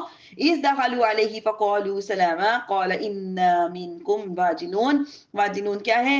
جب وہ اس کے پاس آئے اور کہنے لگے سلام، ابراہیم نے فرمایا ہم تم سے ڈرتے ہیں. یعنی جب ابراہیم علیہ السلام نے مہمانوں کے سامنے کھانا رکھا اور ایک تو وہ بغیر اجازت آ گئے اور بے وقت آ گئے. دوسری بات یہ کہ جب ان کے سامنے کھانا رکھا تو انہوں نے کھانے سے انکار کر دیا، کیونکہ اس دور میں ابراہیم کا جب دور تھا، ابراہیم علیہ السلام کا، جب کوئی کھانے سے انکار کرتا تھا تو اس کا مطلب ہوتا تھا دشمنی، یہ دشمنی کا اعلان کرنے آئے. تو اس وجہ سے ابراہیم علیہ السلام جو ہے وہ ڈر گئے. انہوں نے عرض کیا آپ نہ ڈریں، یعنی فرشتوں نے کہا آپ نہ ڈریں، بے شک ہم آپ کو ایک علم والے لڑکے کی بشارت دینے آئے ہیں. تو علم والے لڑکے کی کیا مطلب یہ ہے کہ وہ ایک نبی کی جو اللہ پاک ان کو بیٹا عطا فرمانے لگے تھے، ان کو ایک تو بیٹے کی خوشخبری اور اوپر سے اس کے نبی ہونے کی خوشخبری کی بشارت دینے آئے تھے، خوشخبری دینے آئے تھے. اب یہاں سے پتہ چلتا ہے کہ ایک بیٹا ہونا بھی بڑی بڑی خوشی کی بات ہے، اور اوپر سے اس کا عالم ہونا یہ اللہ تعالیٰ کی بہت بڑی نعمت ہے. اس لیے ہمیں چاہیے کہ ہم اپنے اولاد کو علم دین سکھائیں، اور علم دین سکھانے کے لیے ہمیں جو توجہ کی، جو سٹرگل کی ضرورت پیش آتی ہے وہ ان کے ساتھ پورا پورا تعاون کریں. کیونکہ جب ایک بچہ ذہین ہوتا ہے نا ہمارے گھرانوں میں، تو ماں باپ کہتی ہیں بچپن سے بڑا ذہین ہے، میں تو اس کو ڈاکٹر بناؤں گا، انجینئر بناؤں گا، یا فلاں چیز سکھاؤں گا. جیسے کہ آج کل کافی زیادہ شوبز وغیرہ جو آگے میں ہیں، تو کیا ہے ماں باپ کی کوشش ہوتی ہے وہ بچپن سے ہی اپنے بچے کو وہ ٹریننگ دینا شروع کر دیتے ہیں کہ جب ہمارا بچہ بڑا ہو تو اس میں اس کو مہارت حاصل ہو گئی ہو.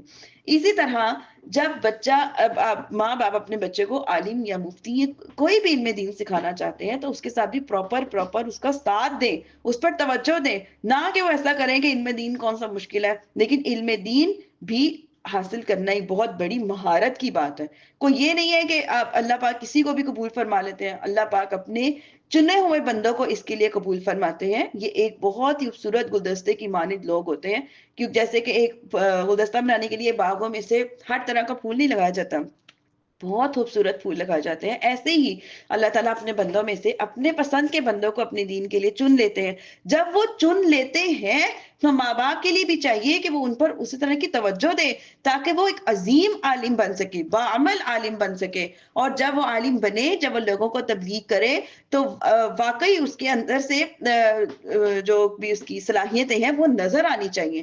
لیکن ہمارے معاشرے میں کیا ہوتا ہے کہ جو سب سے نالائق، سب سے شرارتی، سب سے کن ذہن بچہ ہوتا ہے اس کو لا کے مدرسے میں داخل کروا دیتے ہیں کہ اب کوئی اور راستہ تو ہے نہیں ہے تو یہی صحیح. تو اس کا مطلب یہ ہوتا ہے کہ وہ اس کام کو کیا کرتے ہیں، اپنے سر سے بوجھ اتارتے ہیں. تو ہرگز ایسا نہیں کرنا چاہیے. آگے دیکھیے 54 آیت، قال ابشرتمونی علی ام مسنی الکبر فبما تبشرون. فرمایا کیا تم مجھے بشارت دیتے ہو حالانکہ مجھے جو ہے وہ بڑھاپا پہنچ چکا ہے، اور تم کس چیز کی بشارت دے رہے ہو؟ قالوا بشرناک بالحق فلا تکن من القانطین. انہوں نے عرض کیا ہم نے آپ کو سچی بشارت دی ہے، آپ نا امید نہ ہو. ابراہیم نے کہا گمراہوں کے سوا اپنے رب کی رحمت سے کون نا امید ہوتا ہے؟ فرمایا اے فرشتوں تو تمہارا آنے کا اور کیا کام ہے. یعنی کہ کتنی پیاری بات اللہ نے یہاں فرمائی ہے کہ نہ جو گمراہ لوگوں کے علاوہ اپنے رب کی رحمت سے نا امید کوئی نہیں ہوتا. تو ہمیں بھی ایک ہمارے لیے ایک لیسن ہے کہ کبھی بھی کتنی بھی مشکلیں کیوں نہ آ جائیں، طوفان کیوں نہ آ جائے، بڑی سے بڑے معاملے کیوں نہ بن جائے، اپنے رب سے کبھی نا امید نہیں ہونا. چاروں طرح سے راستے بند بھی ہوں تو ہمارے دل کا راستہ کھلا ہو کہ میرا رب ضرور کوئی راستہ نکالے گا. اپنے رب سے کبھی بھی نا امیدی نہیں کرنی. آیت جو ہے 58 9 اور 60 دیکھیں. انہوں نے عرض کیا کہ ہم ایک مجرم قوم کی طرف بھیجے گئے ہیں سوائے لوط کے گھر والوں کے کہ بے شک ہم نے ان سب کو بچا لیں گے سوائے اس کی بیوی کے، اور ہم طے کر چکے ہیں کہ وہ پیچھے رہ جانے والوں میں سے ہے. جب وہ لوط کے گھر والوں کے پاس فرشتے آئے تو لوط نے فرمایا تم اجنبی ہو. انہوں نے کہا کہ بلکہ ہم تو آپ کے پاس وہ عذاب لے کر ہیں جس میں یہ لوگ شک کرتے ہیں، اور ہم آپ کے پاس حق کے ساتھ آئے ہیں، بے شک ہم جو ہے وہ سچے ہیں. تو آپ رات کی کسی بھی حصے میں اپنے گھر والوں کو لے جائیں اور آپ خود ان کے پیچھے پیچھے چلیں، اور لیکن آپ میں سے کوئی بھی پیچھے مڑ کر نہ دیکھے، سیدھے چلتے رہو یہاں تک کہ جو تمہیں حکم دیا جا رہا ہے. اور ہم نے اسے اس حکم کا فیصلہ سنا دیا کہ صبح کے وقت ان کافروں کی جو جڑ ہے وہ کٹ جائے گی. اور شہر والے خوشی خوشی آئے. لوط نے کہا یہ میرے مہمان ہیں تو مجھے ان کے سامنے شرمندہ نہ کرو اور اللہ سے ڈرو اور مجھے رسوا نہ کرو. انہوں نے کہا کیا ہم نے تمہیں دوسروں کے معاملے میں دخل دینے سے منع نہ کیا تھا؟ فرمایا یہ قوم کی عورتیں میری بیٹی ہیں، تم ان سے نکاح کر لو اگر تمہیں کرنا ہے. جو فرشتے آئے تھے بہت ہی خوبصورت شکل میں لے آئے تھے. اور وہاں کیا اس قوم لوط کے جو آدمی تھے وہ کیا کرتے تھے؟ آدمی کے ساتھ ازواجی تعلقات قائم کرتے تھے. اللہ تعالیٰ نے اس چیز سے منع فرمایا تھا اور اسی چیز کا انہیں پھر عذاب بھی آیا. تو وہ کہ اپنی بیویوں، ان کی بیویاں اتنی خوبصورت نہیں ہوتی تھی اس دور میں، عورتیں اتنی پیاری نہیں تھی، بندے آدمی جو تھے وہ بہت خوبصورت ہوا کرتے تھے. عورتیں ہر وقت گھراؤں سنگار کے ساتھ رہا کرتی جس کے باوجود بھی وہ اپنی بیویوں کی طرف متوجہ نہیں ہوتے تھے. تو یہاں پہ یہی فرمایا جا رہا ہے کہ اپنی جو میری قوم کی بیٹیاں ہیں، تم ان کے ساتھ نکاح کرو، ان کے ساتھ ازواجی زندگی جو قائم کرو. تم یہ جو فرشتے اتنی خوبصورت شکل میں آئے ہیں تو وہ ان کے پیچھے بھاگے بھاگے آ گئے کہ اتنے خوبصورت مہمان وہ لڑکے تھے اور وہ لڑکوں کے ساتھ بدکاری کرنے کی نیت رکھتے تھے. اے حبیب تمہاری جان کی قسم بے شک وہ کافر یقیناً اپنے نشے میں بھٹک رہے ہیں. تو دن نکلتے ہی انہیں زوردار چیخنے آ پکڑا اور ہم نے اس بستی کا جو اوپر والا حصہ ہے، بستی کا اوپر والا حصہ اس کے نیچے والے حصے سے کر دیا اور اس پر کنکر کے پتھر برسائے. بے شک اس میں غور کر کے عبرت حاصل کرنے والوں کے لیے نشانیاں ہیں، اور بے شک وہ بستیاں اس راستے پر ہیں جو اب تک قائم ہیں. بے شک ان میں ایمان والوں کے لیے نشانیاں ہیں. اور بے شک کثیر درختوں والی جگہ میں رہنے والے ضرور ظالم تھے اور ہم نے ان سے انتقام لیا، اور بے شک وہ دونوں بستیاں صاف راستے پر ہیں. آیت 80. اور بے شک ہجر والوں نے رسولوں کو جھٹلایا اور ہم نے انہیں اپنی نشانیاں دی تو وہ اس سے منہ پھیر رہی ہیں، اور وہ بے خوف ہو کر پہاڑوں میں تراش کر گھر بناتے ہیں. اور انہیں صبح ہوتے زوردار چیخ نے پکڑ لیا تو ان کی کمائی ان کے کچھ کام نہ آئی. حجر جو ہے مدینہ منورہ اور شام کے درمیان ایک وادی ہے جس میں قوم سمود رہتے تھے. انہوں نے اپنے پیغمبر صالح علیہ السلام کی تکذیب کی، اور آپ علیہ السلام کی تکذیب اور تمام رسولوں کی تکذیب ہے، کیونکہ ہر رسول تمام رسولوں پر ایمان لانے کی دعوت دیتا ہے، اور جس نے ایک رسول کو جھٹلایا گویا اس نے تمام رسولوں کو جھٹلایا. تو جس طرح ہم ایک رسول پر ایمان لائے اس کا مطلب ہم ایک سارے رسولوں پر ایمان لائے، ان میں سے ایک کا بھی انکار ہمیں ایمان سے خارج کر دیتا ہے.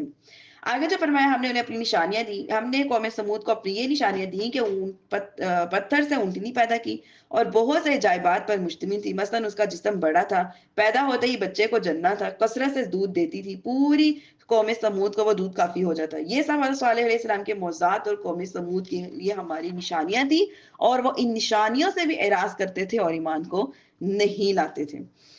آگے دیکھیے آیت 85. اور ہم نے آسمان اور زمین میں جو کچھ ان کے درمیان ہے سب حق کے ساتھ بنایا، اور بے شک قیامت آنے والی ہے تو تم اچھی طرح سے درگزر کرو. آگے دیکھیے ان ربک هو الخلاق العلیم، بے شک تمہارا رب ہی بہت پیدا کرنے والا اور جاننے والا ہے. وَلَقَدْ آتَيْنَاكَ سَبْعًا مِنَ الْمَثَانِي وَالْقُرْآنِ الْعَظِيمِ. ہاں کہاں کس کے بارے میں بات ہو رہی ہے؟ اور بے شک ہم نے تمہیں 7 آیتیں دی ہیں جو بار بار دہرائی جاتی ہیں، اور عظیم والا قرآن دیا. یعنی کہ سورۃ الفاتحہ، یہاں پہ سورۃ الفاتحہ اس سے مراد ہے کیونکہ سورۃ الفاتحہ کو مثانی اس لیے کہتے ہیں کہ وہ بار بار دہرائی جانے والی ہے، اور ایک وجہ یہ کہ سورۃ فاتحہ نماز کی ہر رکعت میں پڑھی جاتی ہے اس لیے بھی اسے مثانی کہتے ہیں. اور ایک وجہ یہ بھی ہے کہ سورۃ فاتحہ اللہ تعالیٰ اور بندے کے درمیان تقسیم کی گئی ہے. اس کا جو الحمد سے لے کر جو درمیان ہے اس میں اللہ تعالیٰ کی حمد و ثنا کی گئی ہے، اور دوسرا نصف سے لے کے آخر تک جو ہے اس میں دعا ہے. اور تیسری وجہ یہ ہے کہ یہ سورت 2 مرتبہ نازل کی گئی، ایک مرتبہ مکہ مکرمہ میں اور دوسری مرتبہ مدینہ منورہ میں. تو اس لیے اسے مثانی یعنی بار بار نازل ہونے والی سورت بھی کہا گیا ہے. اور آپ کو پتہ ہے سورت فاتحہ یہ ایک بیماری کے وقت بھی پڑھی جائے تو اس میں شفا ہے، جس کا دم بھی کیا جاتا ہے. اسے ام القرآن، ام الکتاب اور سب مثانی بھی کہا جاتا ہے. آگے دیکھیے 88، تم اپنے نگاہ اپنے مال اسباب کی طرف نہ اٹھاؤ جس کے ذریعے ہم نے کافروں کو کئی قسموں کو فائدہ اٹھانے دیا ہے، اور ان کا نہ کچھ غم کھاؤ اور نہ ہی مسلمانوں کے لیے ہے کہ وہ اپنے بازو کو بچھا دیں. مطلب یہ ہے کہ یہاں پہ جو دنیا سے مال اور متاع کی طرف نظر کرنے کی جو ممانعت ہے وہ یہ نہیں ہے کہ نبی کریم صلی اللہ علیہ وسلم کا کفار کے مال اور دولت پہ بہت زیادہ نظر رکھا کرتے تھے، بلکہ نبی کریم صلی اللہ علیہ وسلم سے خطاب فرما کر ان کی امت کو تبلیغ کی جا رہی ہے کہ ان کی جو امت ہے وہ ہرگز کفار کی دولت اور مال وغیرہ کو دیکھ کے حسرت نہ کرے کہ ان کے پاس اتنی مال ہے، اتنا دولت ہے، اور نہ ہی وہ دنیا کی رنگینیوں کو دیکھ کر جو ہے وہ اپنی جو پلکیں بچھائی دے کہ دنیا اتنی خوبصورت ہے، اس میں اتنی خوبصورت چیزیں پائی جاتی ہیں. فرماتے ہیں نبی کریم صلی اللہ علیہ وسلم کیا فرماتے ہیں کہ لیکن جو دنیا کا جو مال اور متاع ہے نا وہ دنیا میں ہی رہ جانا ہے، ساتھ لے کے کسی نے بھی نہیں جانا. لیکن امت کو جو ترغیب دی گئی ہے وہ کیا دی گئی ہے کہ وہ قرآن کا علم سیکھیں، کیونکہ امت کو جو دی گئی ہے دولت وہ قرآن کے علم کی دولت دی گئی ہے. اس کی نظر جو ہے جس کے پاس قرآن کا علم آ جاتا ہے اس کی نظر بھی دنیا کی رنگینیوں کی طرف نہیں جاتی، بلکہ وہ قرآن میں غور و فکر کرنے، اس کے معنی کو سمجھنے، اس کے احکامات کی تعمیل کرنے کی طرف ہی اس کی نظر ہوتی ہے. وہ پھر نہ اس کو پھر کوئی غرض نہیں ہوتی کہ دنیا میں لوگ کیا کر رہے ہیں، کیا پہن رہے ہیں، کیا کھا رہے ہیں، کیا ہو رہا ہے. یہ نہیں، اس کو بس پتا ہے کہ میری زندگی قرآن سے شروع، قرآن پہ ختم. قرآن اتنا ڈیپ ہے کہ اگر سمندر کی پانی کو سیاہی بنا دیا جائے اور سارے درختوں کو کاٹ کر قلم بنا دیا جائے تب بھی ہم یہ جو ہے قرآن اس کا جو علم ہے اس کا اندازہ نہیں لگا سکتے کہ اللہ تعالیٰ کی جو معرفت ہے، نبی کریم صلی اللہ علیہ وسلم کی جو محبت ہے، ان ساری سب کچھ لکھ کے بھی وہ جو ہے انک اور پین سیاہی جو ہے وہ کم پڑھ سکتے ہیں، لیکن یہ تعریف ختم نہیں ہو سکتی. آگے دیکھیے آیت 89، اور تم فرماؤ کہ میں ہی صاف ڈر سنانے والا ہوں جیسا ہم نے تقسیم کرنے والوں کو پر اتارا جنہوں نے کلام الہی کے ٹکڑے ٹکڑے کر دیے. یعنی کہ یہاں پہ نبی کریم صلی اللہ علیہ وسلم سے فرمایا جا رہا ہے کہ آپ مشرکین سے فرما دیں کہ میں ہی عذاب کا صاف صاف ڈر سنانے والا ہوں، اور سرکشی میں تمہاری زیادتی کی وجہ سے کہیں تم پر پھر ویسا عذاب نہ آ جائے جیسا کہ اللہ تعالیٰ نے پہلے تقسیم کرنے والوں کے بارے میں بتایا. تقسیم کرنے والے کون؟ یعنی یہودی اور عیسائی. یہ انہوں نے قرآن پاک کو 2 حصوں میں تقسیم کر دیا تھا. یعنی قرآن کریم کا جو حصہ ان کی کتابوں سے مواقف تھا وہ اس پر تو ایمان لے آئے، لیکن باقی جو حصہ تھا وہ اس کے منکر ہو گئے. تو تمہارے رب کی قسم ہم ضرور ان سے پوچھیں گے ان کے بارے میں جو وہ کرتے تھے.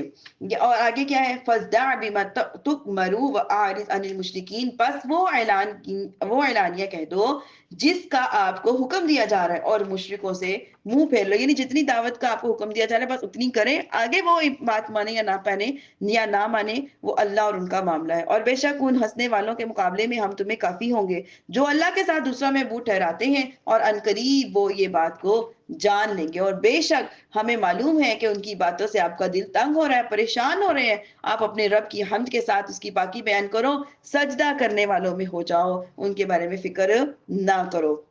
کہ جب بھی غم یا تکلیف یا کوئی بھی پریشانی ہو تو ہمیشہ کیا کرو؟ اپنے رب کی طرف رجوع کرو، اس کی تسبیح کرو، اس کی تصدیق کرو اور عبادت مشغول ہو جاؤ. انشاءاللہ تعالیٰ جو غم ہے وہ دور ہو جائیں گے. حضرت حذیفہ رضی اللہ عنہ فرماتے ہیں نبی کریم صلی اللہ علیہ وسلم کو جب بھی کوئی معاملہ پیش آتا تو وہ نماز سے مشغول ہو جاتے ہیں. اور ابو دردہ رضی اللہ تعالیٰ عنہ فرماتے ہیں جس نے صبح اور شام کیا کہا؟ حسبی اللہ لا الہ الا ہوا علیہ توکلت وہو رب العرش العظیم. اس کو لکھ کے رکھ لیں، جس نے یہ صبح شام 7 دفعہ پڑھ لیا تو اللہ کیا فرماتے ہیں کہ اس کے لیے ہر چیز کافی ہو جائے گی، ایون کہ اس نے کسی بھی چیز کا ارادہ کیوں نہ کیا ہو۔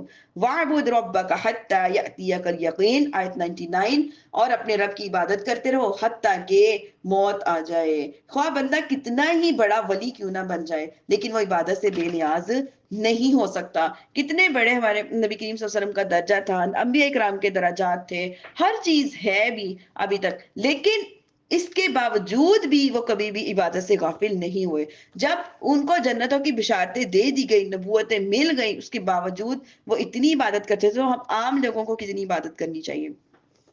اب یہاں پہ ہماری جو سورت ہجر الحمدللہ مکمل ہوئی، آپ سورت النحل کو شروع کرتے ہیں۔ سورت نحل مکہ مکرمہ میں نازل ہوئی، البتہ آیت وَإِنْ عَاقَبْتُمْ فَعَاقِبُوا مِثْلِ مَا عُوقِبْتُمْ بِهِ سے لے کر سورت کے آخر تک جو آیات ہے مدینہ منورہ میں نازل ہوئی، اور اس کے بارے میں اور بھی بہت سے اقوال ہیں۔ اس سورت کے 16 رکوع 128 آیتیں ہیں۔ عربی میں شہد کی مکھی کو نخل کہتے ہیں۔ اس سورت کی آیت نمبر 68 میں اللہ تعالیٰ نے شہد کی مکھی کا ذکر فرمایا، اس مناسبت سے اس سورت کا نام سورت نخل رکھا گیا ہے۔ حضرت عبداللہ بن مسعود رضی اللہ عنہ فرماتے ہیں کہ قرآن پاک کی سورت نخل میں جو ایک آیت ہے نا، کیا آیت انشاءاللہ ہم پڑھیں گے، آیت 1، 1، 2 اور 3، کہ بے شک اللہ عدل اور احسان اور رشتہ داروں کو دینے کا حکم دیتا ہے، اور بے حیائی اور ہر بری بات اور ظلم سے منع فرماتا ہے، وہ تمہیں نصیحت فرماتا ہے تاکہ تم نصیحت کو حاصل کرو۔ آگے دیکھیے کیا ہے، آپ رضی اللہ تعالیٰ عنہ نے ارشاد فرمایا کہ میں تمہیں سورت نخل کی آخری آیت، یہ جو آیت ہے نا ادعو الی سبیل ربی کی، ہم پڑھیں گے انشاءاللہ، وہاں سے لے کے آخر تک کی باتوں کی وصیت کرتا ہوں، پھر ہم اس کو ڈیٹیل سے پڑھیں گے انشاءاللہ کہ وہاں پہ کیا حکم دیا گیا ہے۔ آپ دیکھتے ہیں اس میں کیا مضامین ہے۔ بسم اللہ الرحمن الرحیم، اتی امر اللہ فلا تستعجلوہ سبحانہ وتعالی عما یشرکون، اللہ کا حکم قریب آ گیا تو تم اس میں جلدی طلب نہ کرو، اس کے شرک سے پاک اور بلند وہ کیا ہے، اور اللہ ان کے شرک سے پاک بھی ہے اور بلند اور بالا بھی ہے، کہ اللہ تعالیٰ کا حکم قریب ہے۔ جو بھی تم اللہ تعالیٰ سے یعنی کہ نافرمانیاں کر کے کہتے ہو جو بھی عذاب آنا ہمیں فٹافٹ آ جائے، اس میں جلدی نہ کرو، لیکن جب حکم آ جائے گا تو پھر وہ تمہیں عذاب ہونا ہی ہونا ہے۔ تب اللہ اپنے بندوں میں سے جس پر چاہتا ہے ان پر فرشتوں کو اپنے حکم سے روح یعنی وحی کے ساتھ نازل فرماتا ہے کہ تم ڈر سناؤ اور میرے سوا کوئی بھی معبود نہیں ہے، مجھ سے ڈرو۔ خلق السماوات والارض بالحق تعالی عما یشرکون، اس نے آسمان اور زمین کو حق کے ساتھ بنایا اور وہ ان میں شرک سے بلند و بالا ہے۔ خلق الانسان من نطفۃ فاذا هو خصیم مبین، اللہ نے اس نے انسان کو منی سے پیدا کیا، پھر وہ جھبی وہ کھلم کھلا جھگڑنے والا بن گیا۔ انسان کی حقیقت یہ ہے، ایک گندا پانی۔ والانعام خلقها لکم فیہا دفع ومنافع ومنها تأکلون، اور اس نے جانور پیدا کیے، ان میں تمہارے لیے گرم لباس اور بہت سے فائدے ہیں، اور ان سے کہ تم غذا کھاتے ہو۔ جانوروں سے ہم کیا کیا فائدے حاصل کرتے ہیں، ہم ان کی کھالوں سے اون، گرم لباس، اور اس کی جو بھی اس کی جو نسلیں ہوتی ہیں، اسے ہم دولت بڑھاتے ہیں، دودھ پیتے ہیں، سواری جو ہے جیسے کہ ادھر سے ادھر سامان لادنے کے اکثر کام آتے ہیں نا، گھوڑے خچر وغیرہ، اور کیا ہے اس کا گوشت کھاتے ہیں۔ اللہ تعالیٰ نے یہ جو جانور بنائے نا، اونٹ، گائے، بکریاں، یہ اللہ تعالیٰ کی ایک بہت بڑی نعمت ہے۔ وَلَكُمْ فِيهَا جَمَالٌ حِينَ تُرِيحُونَ وَحِينَ تَصْرَحُونَ، اور تمہارے لیے اس میں زینت ہے جب تم انہیں شام کو واپس لاتے ہو تو جب یہ چڑھنے کے لیے چھوڑتے ہو۔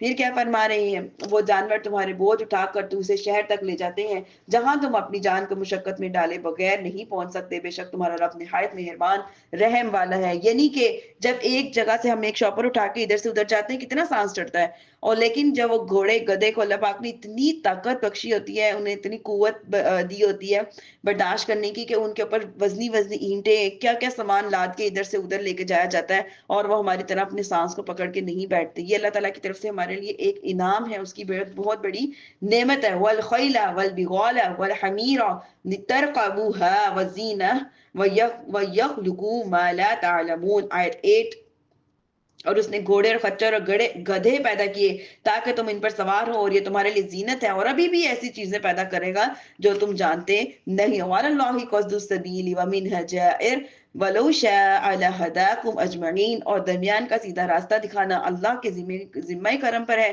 اور ان راستوں میں سے کوئی ٹیڑھا راستہ بھی ہے اور اگر وہ چاہتا ہے تو تم سب کو ہدایت دے دیتا ہے۔ اس میں بھی اللہ پاک کی حکمت ہے کہ اللہ پاک نے جو ہر ایک کو ہدایت نہیں دی، اس لیے اللہ تعالیٰ نے جو کتابیں نازل فرمائی اس میں سیدھا راستے کو بیان کیا اور اپنے ذمہ کرم میں لے لیا، یہ اس کا فضل بھی ہے، احسان بھی ہے۔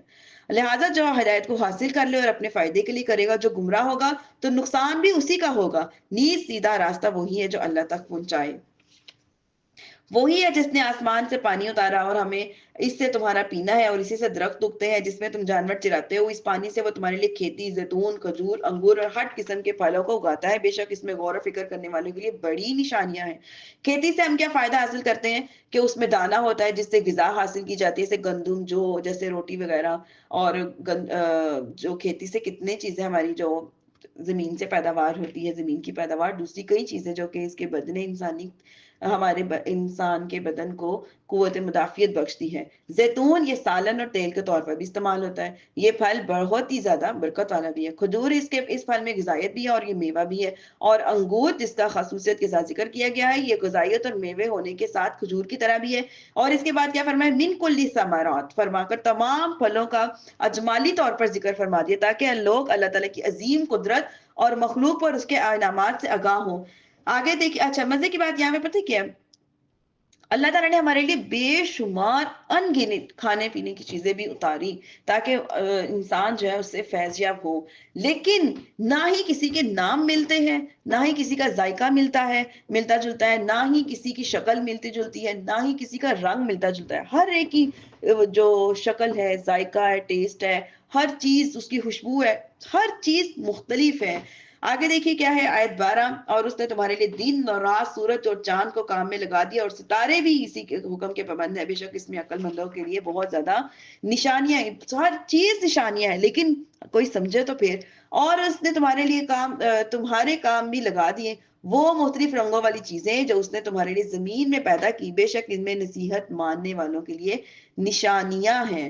کیا ہے کہ اللہ تعالیٰ نے انہیں تمہارے کام پہ لگا دیا، اور اس سے جو تمہارے لیے زمین میں حیوانات، درخت، پھل وغیرہ بنائے، وہ اپنی کثیر تعداد کے باوجود ہلکت، حیت، کیفیت، رنگ میں مختلف ہے۔ وہی بات جو میں نے بھی آپ کو بتائی، وَهُوَ الَّذِي سَخَّرَ الْبَحْرَ لِتَأْكُلُوا مِنْهُ لَحْمًا طَيِّرًا وَتَسْتَخْرِجُوا مِنْهُ حِلْيَةً وَتَلْبَسُونَهَا وَتَرَى الْفُلْكَ مَوَاخِرَ فِيهِ وَلِتَبْتَغُوا مِنْ فَضْلِهِ وَلَعَلَّكُمْ تَشْكُرُونَ۔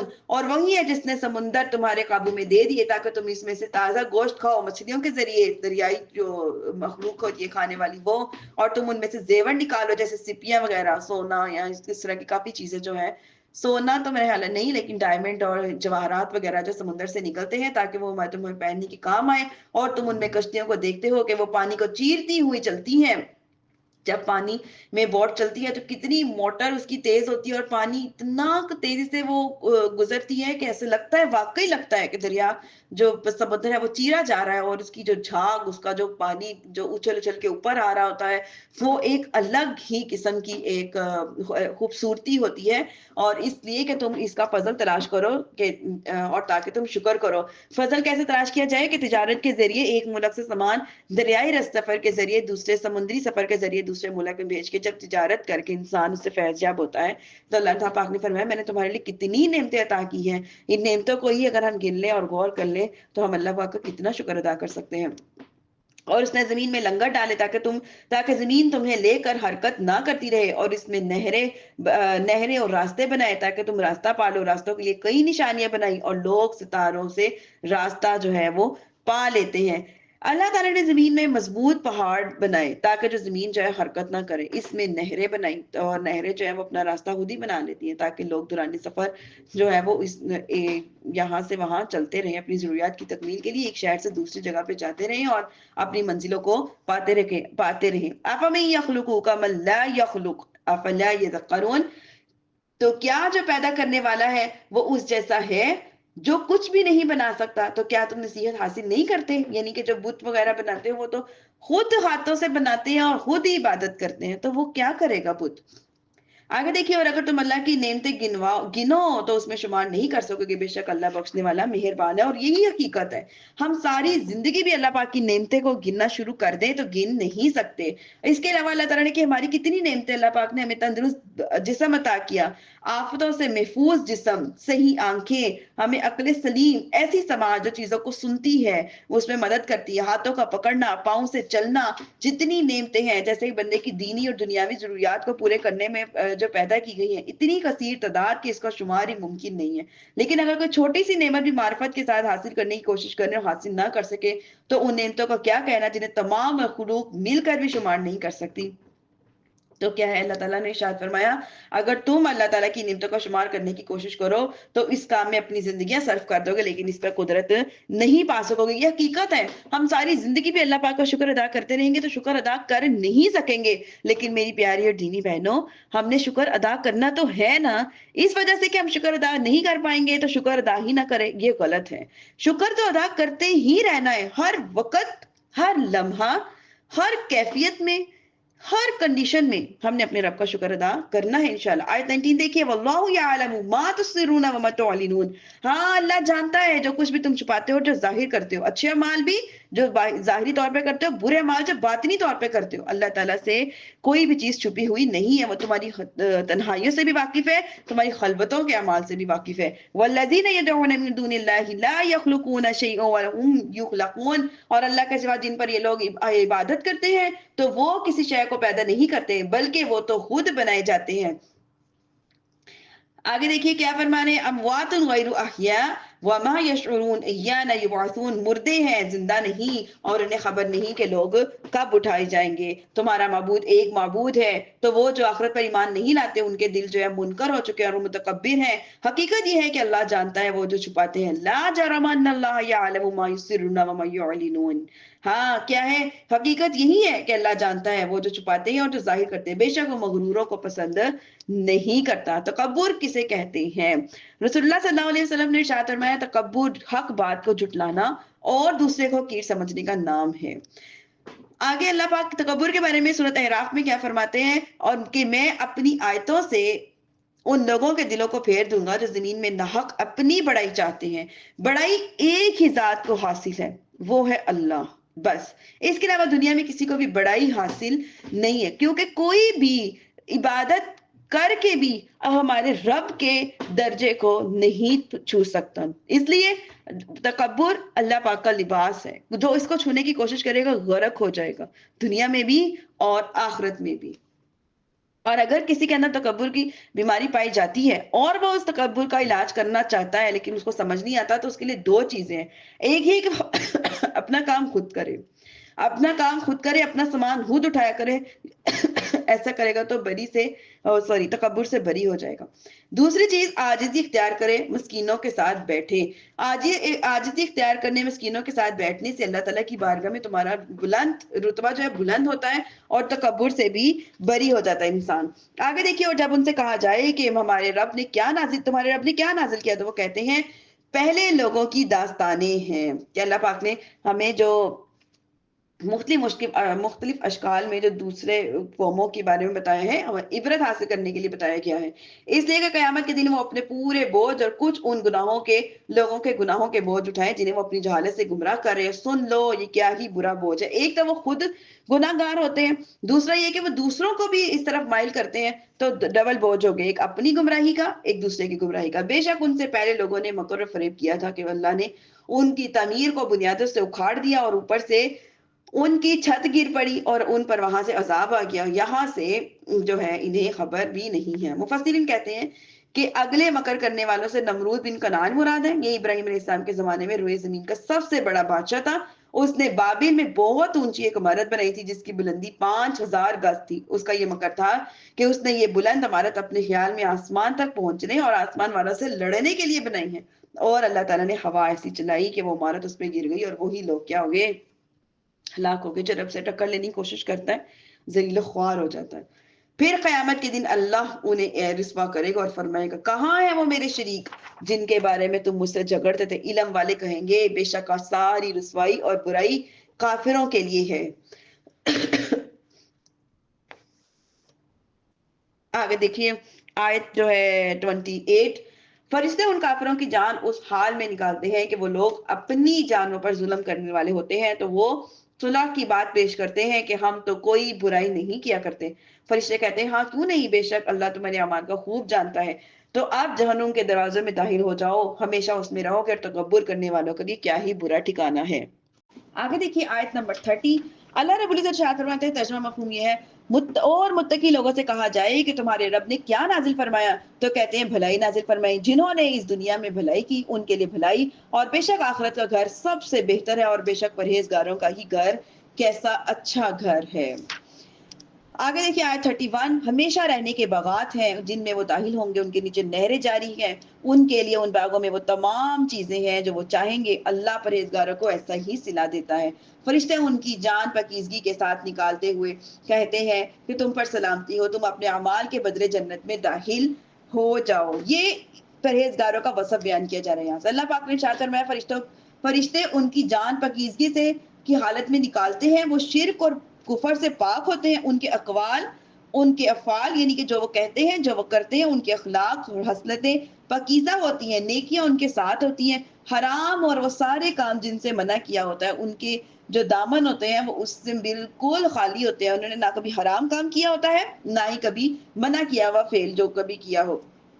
روح قبض کرنے کے وقت ان کو جنت اور رضوان اور رحمت اور کرامت کی خوشخبریاں سنائی جاتی ہیں۔ اس حالت میں موت انہیں کیا کہتی ہے؟ اچھا خوبصورت ویلکم کرتی ہے، بلکہ خود جان فرحت اور سرور بہت ہی پیار اور بہت ہی خوشی کے ساتھ اس کی جان جسم سے نکالی جاتی ہے۔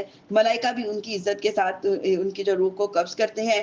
حضرت محمد بن کعب فرماتے ہیں رحمۃ اللہ علیہ، فرماتے ہیں جب مومن بندے کی موت کا وقت قریب آتا ہے تو اس کے پاس ایک فرشتہ آتا ہے جو کہتا ہے اللہ کے دوست اس پر سلام ہو، اور اللہ بھی تجھے سلام جو ہے وہ پیش کرتا ہے۔ سبحان اللہ، اللہ پاک ہمارا شمار بھی ایسے ہی پرہیزگاروں میں فرمائے، ایسے ہی متقین میں فرمائے، ایسے ہی لوگوں میں فرمائے، آمین انشاءاللہ۔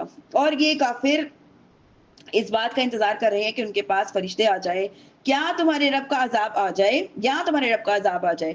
ان سے پہلے لوگوں نے بھی ایسا ہی کیا تھا، اور اللہ نے ان پر بھی ظلم نہیں کیا بلکہ یہ خود ہی اپنی جانوں پر ظلم کرتے ہیں، تو ان کے اعمال کی برائیاں ان پر آ پڑی، اور جس عذاب کا یہ مذاق اڑاتے ہیں نا، اس مذاق اڑانے نے ہی ان کو آ کے گھیر لیا ہے۔ اور مشرک کہنے لگے اگر اللہ چاہتا تو ہم اور ہمارے باپ دادا اللہ کے سوا کسی اور کی عبادت نہ کرتے، اور نہ ہی اس کے حکم کے بغیر ہم کسی چیز کو حرام قرار دیتے۔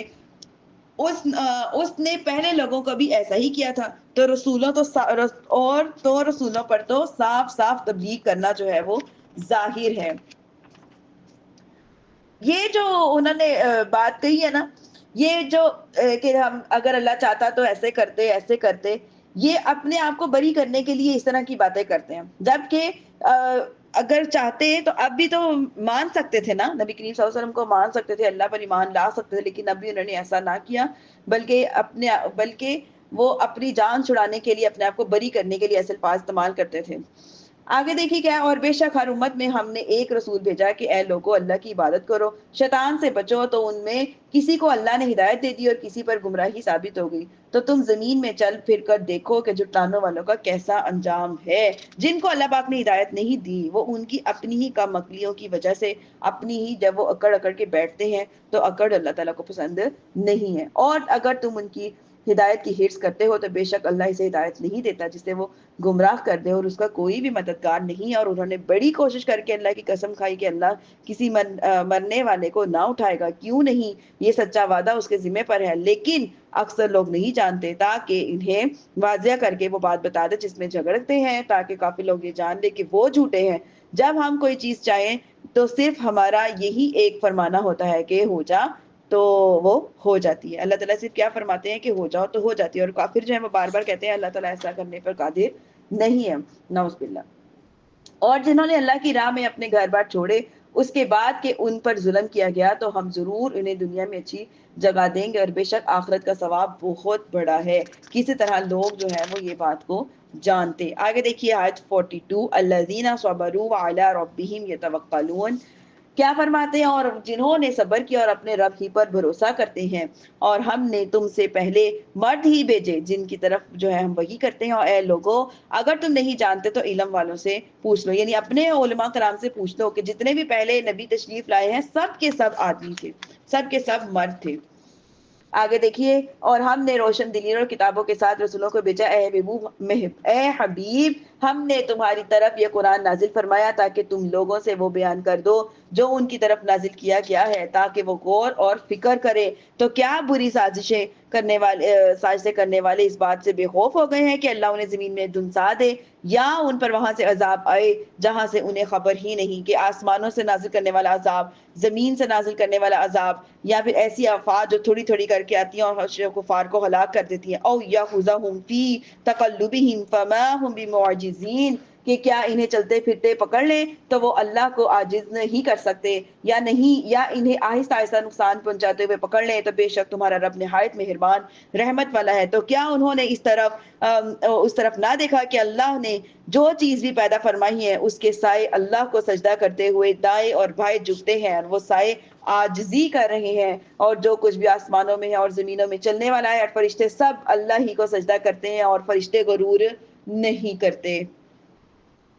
آگے دیکھیں، یخافون ربهم من فوقهم ویفعلون ما یؤمرون، یہاں پہ سجدہ تلاوت کی آیت ہے، تو جو بھی بہن سنے وہ سجدہ ضرور کرے۔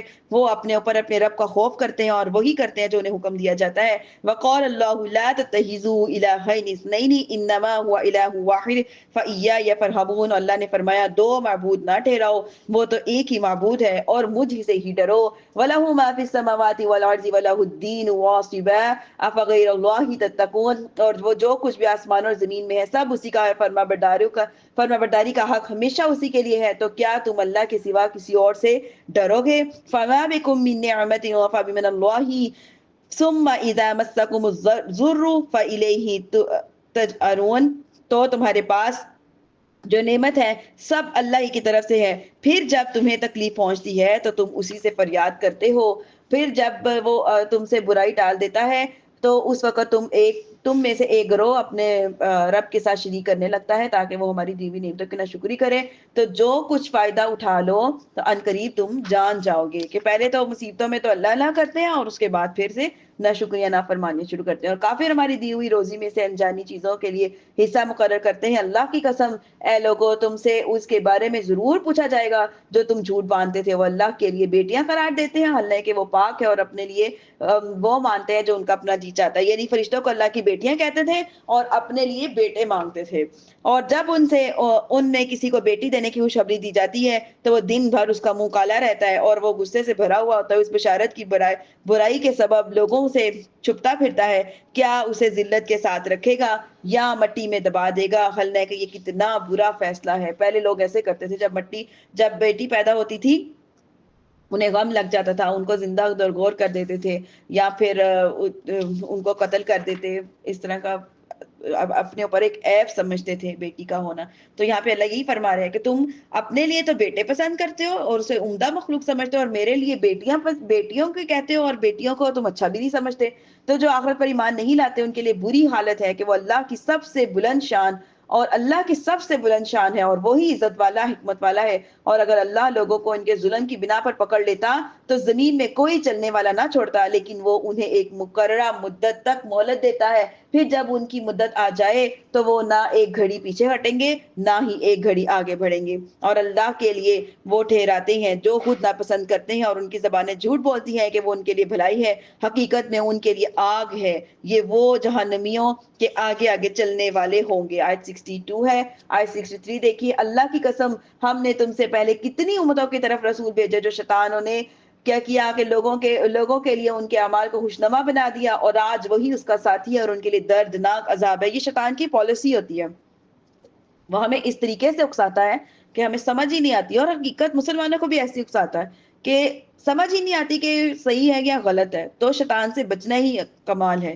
آگے دیکھیے آیت 64، اور ہم نے تم پر یہ کتاب اس لیے نازل فرمائی تاکہ تم لوگوں کے لیے وہ بات واضح کر دو جس میں انہیں اختلاف ہے، اور یہ کتاب ایمان والوں کے لیے ہدایت بھی ہے اور رحمت بھی ہے۔ واللہ انزل من السماء ماء فاحیا به الارض بعد موتها ان فی ذلک لآیۃ لقوم یسمعون، اور اللہ نے آسمان سے پانی اتارا تو اس کے ذریعے زمین کو اس کی موت کے بعد زندہ کر دیا، بے شک اس میں سننے والوں کے لیے نشانیاں ہیں، اور بے شک تمہارے لیے مویشیوں میں غور اور فکر کی باتیں ہیں، اور یہ کہ ہم تمہیں ان کے پیٹوں سے گوبر اور خون کے درمیان سے خالص دودھ نکال کر پلاتے ہیں جو پینے والے کے لیے گلے سے آسانی سے اترنے لگتا ہے۔ خدا نخواستہ اگر دودھ میں سے کوئی اسمیل یا دودھ میں سے کوئی خون آ رہا ہوتا ہے یا گوبر آ رہا ہوتا ہے تو پھر کیا بنتا، لیکن دودھ اللہ تعالیٰ نے کیسا بنایا جو انسان کے لیے سب سے زیادہ طاقت پہنچانے والا ایک مکمل غذا ہے، کہ ایک بچہ جب پیدا ہوتا ہے دودھ پی کر ہی وہ بڑا ہوتا ہے، کہ ایک یہ اللہ ہی کی شان ہے جو گوبر اور خون کے درمیان سے خالص دودھ اور طاقت والا دودھ پیدا کر دیتے ہیں۔ آیت 68 67، اور کھجور اور انگور کے پھلوں میں سے کوئی پھل وہ ہے جس کہ اس سے تم نبیذ اور اچھا رزق بناتے ہو، بے شک اس میں عقل مند والوں کے لیے نشانیاں ہیں۔ نشانیاں بہت ساری ہیں، مگر غور و فکر کا مقام یہ ہے کہ جو یہ بھی اللہ تعالیٰ کے بندوں کی طرف سے ایک عظیم نعمت ہے کہ اللہ تعالیٰ کی شان اور اس کی عظمت کی تخلیق کو وہ غور کرے، اس کو دیکھے اور دیکھے سمجھے کہ اللہ ہی ہے جو تمام چیزوں کا خالق ہے، وہی ہے جو ہر چیز کی تدبیر بنانے والا ہے۔ آیت دیکھیے 69 کیا ہے، اور تمہارے رب نے شہد کی مکھی کے دن میں یہ بات ڈال دی کہ وہ پہاڑوں میں اور درختوں میں اور چھتوں میں گھر بناؤ، پھر ہر قسم کے پھلوں میں سے رس کھاؤ اور اپنے رب کے بنائے ہوئے نرم اور آسان راستوں پر چلتی رہو، اس کے پیٹ میں ایک پینے کی رنگ برنگی چیز نکلتی ہے، اس میں لوگوں کے لیے شفا ہے، بے شک ان میں غور کرنے والوں کے لیے نشانیاں ہیں کہ شہد کی مکھی کتنی بڑی نعمت ہے کہ اس میں سے شہد نکلتا ہے، اور شہد ہر بیماری کا علاج ہے، شفا ہے اس میں۔ آگے دیکھیے آیت 70، اور اللہ نے تمہیں پیدا کیا پھر وہ تمہاری جان قبض کرے گا اور تم میں کوئی کسی سے گھٹیا عمر کی طرف پھیرا جاتا ہے تاکہ جاننے والوں کے بعد کچھ نہ جانے، بے شک اللہ جاننے والا بہت قدرت رکھنے والا ہے۔ آگے دیکھیے، اور اللہ نے تم میں سے ایک کو دوسرے پر رزق میں برتری دی ہے، وہ جنہیں رزق میں برتری دی ہے اپنا رزق اپنے غلاموں باندیوں پر نہیں لوٹاتے تو کہیں وہ اس رزق میں برابر نہ ہو جائے، تو کیا صرف اللہ کی نعمتوں سے مکرتے ہو؟ یہ اللہ ہی کا کرم ہے، کسی کو مالدار کرتا ہے، کسی کو غنی کرتا ہے، کسی کو فقیر بنا دیتا ہے، کوئی ندار ہے، کوئی مالک ہے، کوئی مملوک ہے، یہ اللہ کی تقسیم ہے۔ پھر وہ اپنے بندے کو چیک کرتا ہے کہ وہ میرا بندہ جو ہے وہ دوسرے بندے کی کس طرح مدد کرتا ہے۔ آج کل یہ بات بہت عام ہے، جس کو اللہ نے بہت نوازا ہو وہ دوسرے بندے کی اتنی ہیلپ نہیں کرے گا کہ وہ کہیں وہ سٹیبل ہو کے میرے لیول تک نہ پہنچ جائے۔ یہ میں نہیں کہہ رہی، یہ اللہ نے قرآن میں فرمایا ہے کہ تم اپنی باندیوں کو اتنا نہیں لوٹاتے کہ کہیں وہ رزق میں تمہارے برابر نہ ہو جائیں۔ تو یہ بات حقیقت ہے، ہمارے معاشرے میں ایسا ہی ہوتا ہے، تھوڑا تھوڑا کر کے اسے دیتے رہتے تاکہ لوگ مانگتے ہی رہے، لیکن حقیقت یہی ہے انسان کو اگر اللہ نے عطا کیا ہے اللہ کے دیے ہوئے میں سے وہ کسی دوسرے کو اتنا عطا کرے، اتنا دے، کیونکہ اپنے پاس تو دینا نہیں، اللہ کے دیے ہوئے رزق میں سے دینا ہے، اتنا دے کہ دوبارہ اسے کبھی کسی کی ضرورت نہ پڑے، وہ اسی کے ساتھ اپنا اتنا اچھا سیٹ اپ چلائے کہ کبھی بھی وہ کسی کا محتاج نہ ہو۔ اور یہ بات اللہ نے پھر اس بات کی پوچھ گچھ جو ہے وہ کرنی ہے، اللہ کیا فرما رہے تو کیا صرف اللہ کی نعمت سے مکرتے ہو؟ آگے دیکھیے آیت 72، اور اللہ نے تمہارے لیے تمہاری جن سے عورتیں بنائی اور تمہارے لیے تمہاری عورتوں سے بیٹے اور پوتے نواسے پیدا کیے، پھر تمہیں ستھری چیزوں سے روزی دی، کیا وہ باطن ہی پر یقین رکھتے ہیں اور اللہ کے فضل سے منکر ہوتے ہیں؟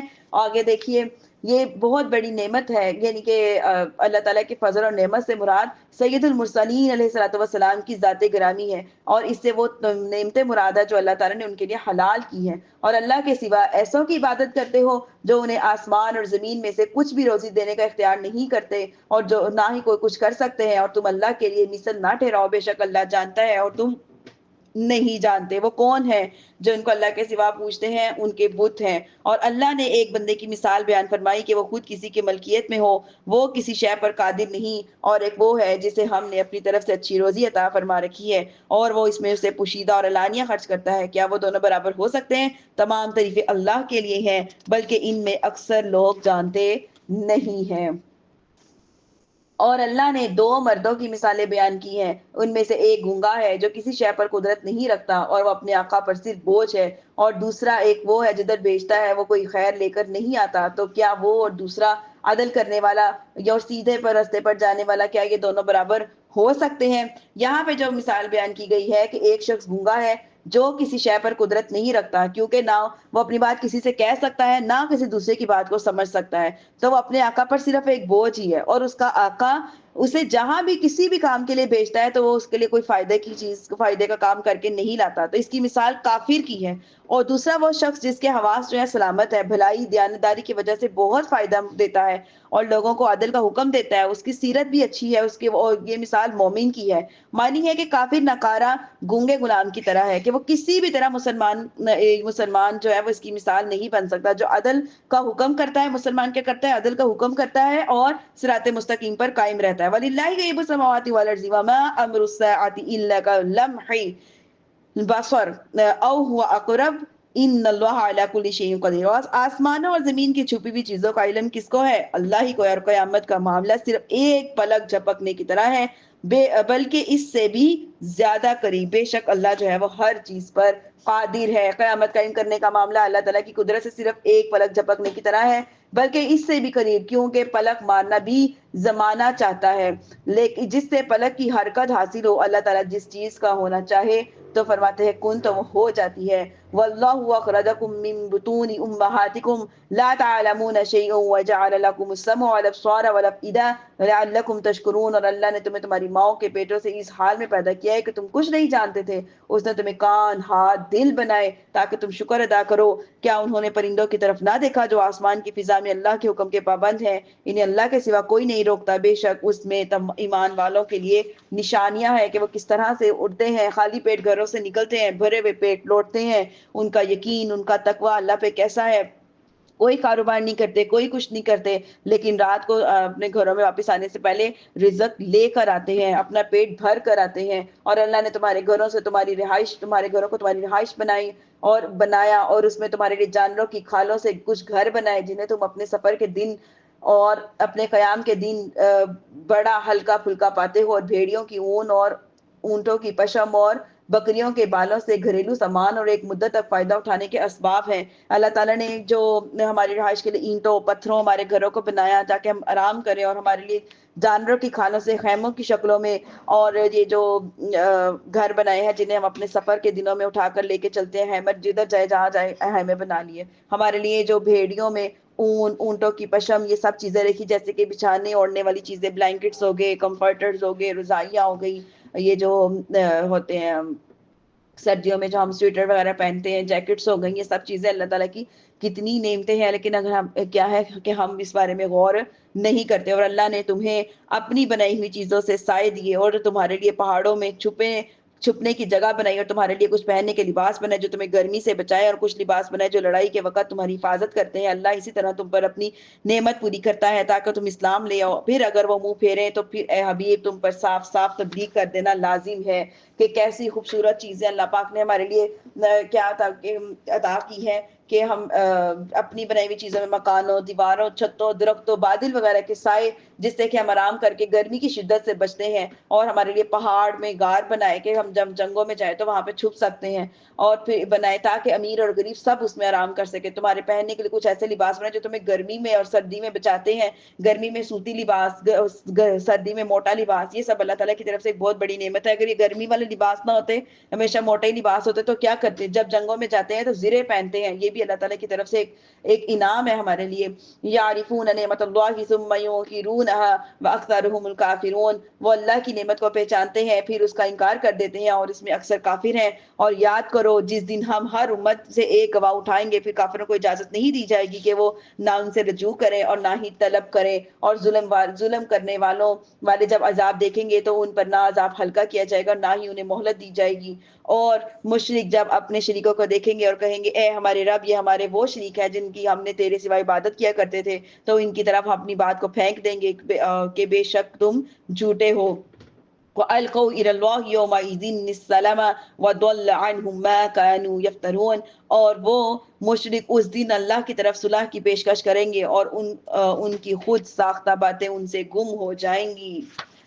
اللہ اکبر، جنہوں نے کفر کیا اور اللہ کی راہ سے روکا، ہم ان کے فساد کے بدلے میں عذاب پر عذاب کا اضافہ کر دیں گے. یعنی کہ کیا کریں گے، کیونکہ ان کا جرم جو ہے وہ اس سے بھی زیادہ ہوگا. ایک تو خود گمراہ ہونا، دوسرے کو گمراہ کرنا. اور جس دن ہم ہر امت میں انہیں میں سے ان پر ایک گواہ اٹھائیں گے تو اے حبیب تمہیں ان سب پر گواہ بنا کر لائیں گے. اور ہم نے تم پر یہ قرآن اتارا جو ہر چیز کا روشن بیان ہے اور مسلمانوں کے لیے ہدایت اور رحمت کی بشارت ہے.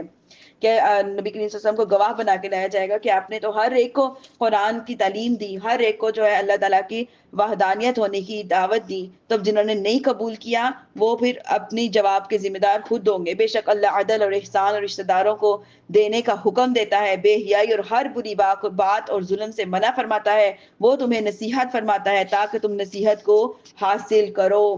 کہ آپ رضی اللہ تعالیٰ عنہ سے روایت ہے، فرماتے ہیں کہ عدل اور شرک کو ترک کرنے کا، عدل جو ہے وہ شرک کو ترک کر دینے کا نام ہے. اور احسان یہ ہے کہ اللہ تعالیٰ کی اس طرح عبادت کرو کہ گویا کہ اللہ تعالیٰ تمہیں دیکھ رہے ہیں، اور دوسروں کے لیے بھی وہی پسند کرو جو اپنے لیے پسند کرتے ہو. مثلاً اگر مومن ہو تو اس کے ایمان کی برکات کی ترقی تمہیں پسند ہے، اور اگر کافر ہو تو تمہیں یہ پسند نہ آئے کہ وہ جو مسلمان ہے وہ تمہارا بھائی ہے. حضرت عبداللہ بن عباس رضی اللہ تعالیٰ عنہما سے ایک روایت یہ بھی ہے کہ عدل توحید کا، احسان اخلاص کا نام ہے. تو عدل بھی کتنا ضروری ہے. انصاف کرنے والوں کو ہی اللہ پاک پسند کرتے ہیں، زیادتی کرنے والوں کو اللہ پاک نے پسند نہیں فرمایا. آگے دیکھیں 91، اور اللہ کا عہد پورا کرو جب تم کوئی عہد کرو، اور قسموں کو مضبوط کرنے کے بعد نہ عہد کو توڑو، حالانکہ کہ تم اللہ کو اپنے اوپر ضامن بنا چکے ہو. بے شک اللہ تمہارے سب کاموں کو جانتا ہے. اول تو قسم کھاؤ ہی نہ، اگر کسی مجبوری سے کھانی پڑ گئی ہے تو ہر قیمت اس کو پورا کرو. قسم کے بارے میں ہم بہت ڈیٹیل سے پہلے پڑھ چکے ہیں. حضرت عبادہ بن صامت رضی اللہ تعالیٰ عنہما سے روایت ہے، نبی کریم صلی اللہ علیہ وسلم نے ارشاد فرمایا، تم میرے لیے 6 چیزوں کے ضامن ہو جاؤ، میں تمہارے لیے جنت کا ذمہ دار ہوں. ایک، جب بات کرو تو سچ بولو، جب وعدہ کرو تو اسے پورا کرو، جب تمہارے پاس کوئی امانت رکھی جائے اسے ادا کرو، اپنی شرمگاہوں کی حفاظت کرو، اپنی نگاہوں کو نیچے رکھو، اپنے ہاتھوں کو روکو، یعنی کہ کسی کو تکلیف دینے کی طرف تمہارے ہاتھ حد سے نہ بڑھ جائیں. آگے دیکھیے آیت نمبر 92، اور تم اس عورت کی طرح نہ ہونا جس نے اپنا سود مضبوطی کے بعد ریزہ ریزہ کر کے توڑ دیا. ایسا نہ ہو کہ تم اپنی قسموں کو اپنے درمیان دھوکے اور فساد کا ذریعہ بنا لو، اور ایک گروہ میں سے دوسرے گروہ سے زیادہ طاقت اور یا مال والا وہ ہے، طاقت مال والا ہے. اللہ تو اس کے ذریعے تمہیں صرف آزماتا ہے، وہ ضرور قیامت کے دن تمہارے لیے صاف ظاہر کر دے گا جس بات پر تم جھگڑتے تھے. یعنی کہ تم اپنے معاہدے اور قسمے کو توڑ کر اس عورت کی رنا ہونا جس نے اپنا سود مضبوطی کے بعد ریزہ ریزہ کر دیا. مکہ مکرمہ میں ربطہ بنت عمر نامی ایک عورت رہتی تھی جس کی طبیعت میں بہت وہم تھا اور عقل میں فطور تھا. وہ دوپہر تک محنت کر کے سود کو کاتا کرتی تھی اور اپنی باندیوں سے بھی کٹواتی تھی. پھر جب دوپہر کے بعد اس کاتے ہوئے کو توڑ کر پھر ریزہ ریزہ کر ڈالتی، پھر باندیوں سے بھی تڑوا دیتی. اس کا یہی معمول تھا. اس کے بارے میں اللہ پاک نے آیت نازل فرمائی ہے. کیا فرماتے ہیں اللہ آگے، کیا فرما رہے ہیں آیت 93 میں مفہوم ترجمہ، اور اگر اللہ چاہتا تو سب کو ایک ہی امت بنا دیتا، مگر اللہ گمراہ کرتا ہے جسے چاہتا ہے، ہدایت دیتا ہے جسے چاہتا ہے، اور تم سے تمہارے اعمال کے بارے میں ضرور پوچھے گا. ہاں جی، اور تم اپنی قسموں کو اپنے درمیان دھوکے اور فساد کا ذریعہ نہ بنا لو، ورنہ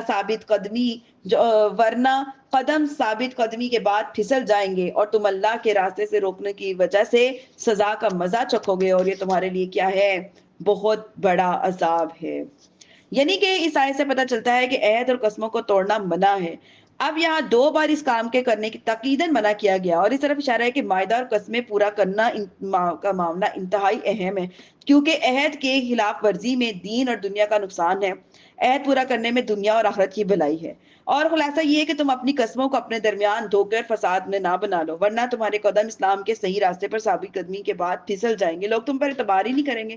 بار بار تم قسمیں توڑتے ہو، وعدہ کرتے ہو، توڑ دیتے ہو، وعدہ کرتے ہو، توڑ دیتے ہو. اس میں دنیا کا بھی نقصان ہے، آخرت کا بھی. اور تم خود اس کے عہد کی خلاف ورزی کرنے یا دوسروں کو عہد پورا کرنے سے روکنے کی وجہ سے دنیا میں عذاب کا مزہ چکھو گے، کیونکہ تم عہد توڑ کر گناہ کا ایک طریقہ رائج کرنے کا ذریعہ بنو گے، اور تمہارے لیے آخرت میں بھی بہت بڑا عذاب ہے. آگے آیت 95، اور اللہ کے عہد کے بدلے تھوڑی سی قیمت نہ لو، بے شک وہ جو اللہ کے پاس ہے وہ تمہارے لیے بہتر ہے، اور اگر تم جانتے ہو. آگے دیکھیے 96، جو تمہارے پاس ہے وہ ختم ہو جائے گا، جو اللہ کے پاس ہے وہ باقی رہے گا، اور ہم صبر کرنے والوں کو اس میں ان کے بہترین کاموں کے بدلے اس کا اجر دیا جائے گا۔ امام غزالی رحمۃ اللہ علیہ فرماتے ہیں کہ جس شخص کو اس بات کی معرفت حاصل ہو جائے کہ جو کچھ اللہ تعالیٰ کے پاس ہے وہ باقی ہے، وہ آخرت ہے، بہتر ہے، باقی رہنے والا ہے، اور جس طرح برف کے مقابلے میں جواہر بہتر ہیں اور باقی رہنے والے ہیں، اور برف کے مالک پر برف کو جواہر اور موتیوں کی کے بدلے میں بیچنا مشکل نہیں ہوتا۔ اس طرح کے دنیا اور آخرت کا معاملہ ہے۔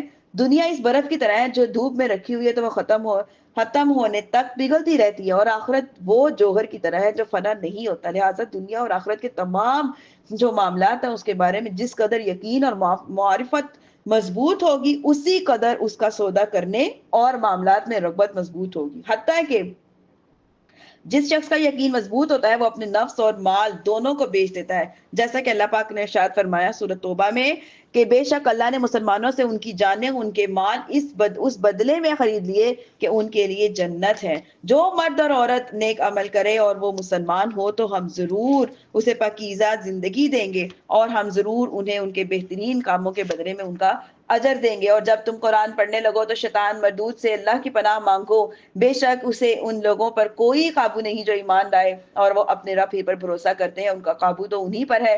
جو ان سے دوستی کرتے ہیں تو جو اس کو شریک ٹھہراتے ہیں، یعنی جب قرآن پاک کی تلاوت شروع کرو تو پڑھو اعوذ باللہ من الشیطان الرجیم، یہ مستحب ہے۔ آگے دیکھیے، اور جب ہم ایک آیت کو کی جگہ دوسری آیت بدل دیں اور اللہ خوب جانتا ہے جو وہ اتارتا ہے، تو کافر کہتے ہیں کہ تم نے خود گھڑ لیتے ہیں، بلکہ یہ اکثر لوگ نہیں جانتے۔ تم فرماؤ اے مقدس روح نے آپ کے رب کی طرف سے حق کے ساتھ نازل کیا ہے تاکہ وہ ایمان والوں کو ثابت قدم کر دے، اور یہ مسلمانوں کے لیے ہدایت بھی ہے اور خوشخبری بھی ہے۔ اور بے شک ہم جانتے ہیں کہ یہ کافر ہیں جو کہتے ہیں کہ ایک نبی کو ایک آدمی سکھاتا ہے، اس نبی کو ایک آدمی سکھاتا ہے، جس آدمی کی طرف یہ منسوب کرتے ہیں اس کی زبان عجمی ہے، اور یہ قرآن روشن عربی کتاب میں ہے۔ آیت 103 تھی یہ، آگے 102 دیکھیں، 104 دیکھیں سوری۔ بے شک جو اللہ کی آیتوں پر ایمان نہیں لاتے اللہ انہیں راہ نہیں دکھاتا، اور ان کے لیے کیا ہے؟ دردناک عذاب ہے۔ جھوٹا بہتان وہی باندھتے ہیں جو اللہ کی آیتوں پر ایمان نہیں لاتے، اور وہی کون ہے؟ جھوٹے ہیں۔ حضرت سفیان بن اسید فرماتے ہیں رسول اللہ صلی اللہ علیہ وسلم نے ارشاد فرمایا بڑی خیانت کی یہ بات ہے کہ تو اپنے بھائی سے وہ کوئی بات کہے اور وہ تجھے اس بات میں سچا جان کر دوسروں کے ساتھ جھوٹ بولے، یعنی کہ آپ کسی سے جھوٹی بات کہہ رہے ہو تو وہ آپ کی بات کو سچ مان کر آگے وہ جھوٹی باتوں کو پھیلا رہا ہے، تو یہ بھی کتنا بڑا گناہ ہے۔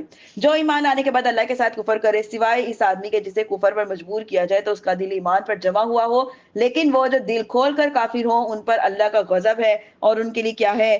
بڑا عذاب ہے۔ یہ عذاب اس کے لیے ہے جنہوں نے آخرت کی بجائے دنیا کی زندگی کو پسند کیا، اور اس لیے کہ اللہ کافروں کو ہدایت نہیں دیتا۔ یہی وہ لوگ ہیں جن کے دل کان آنکھوں پر اللہ نے مہر لگا دی، یہی غافل ہے۔ بے شک میں حقیقت میں یہ لوگ آخرت میں برباد ہونے والے ہیں، اور سب سے بڑی بد نصیبی دل کی غفلت ہوتی ہے، اور سب سے بڑی خوش نصیبی دل کی بیداری ہوتی ہے۔ اللہ کریم سے دعا کرنی چاہیے اللہ تعالیٰ ہمارے دلوں کو غفلتوں سے محفوظ رکھے اور ہمارے دل کو ہمیشہ بیداری نصیب کرے۔ آیت 110، پھر جب بے شک تمہارا رب ان لوگوں کے لیے جنہوں نے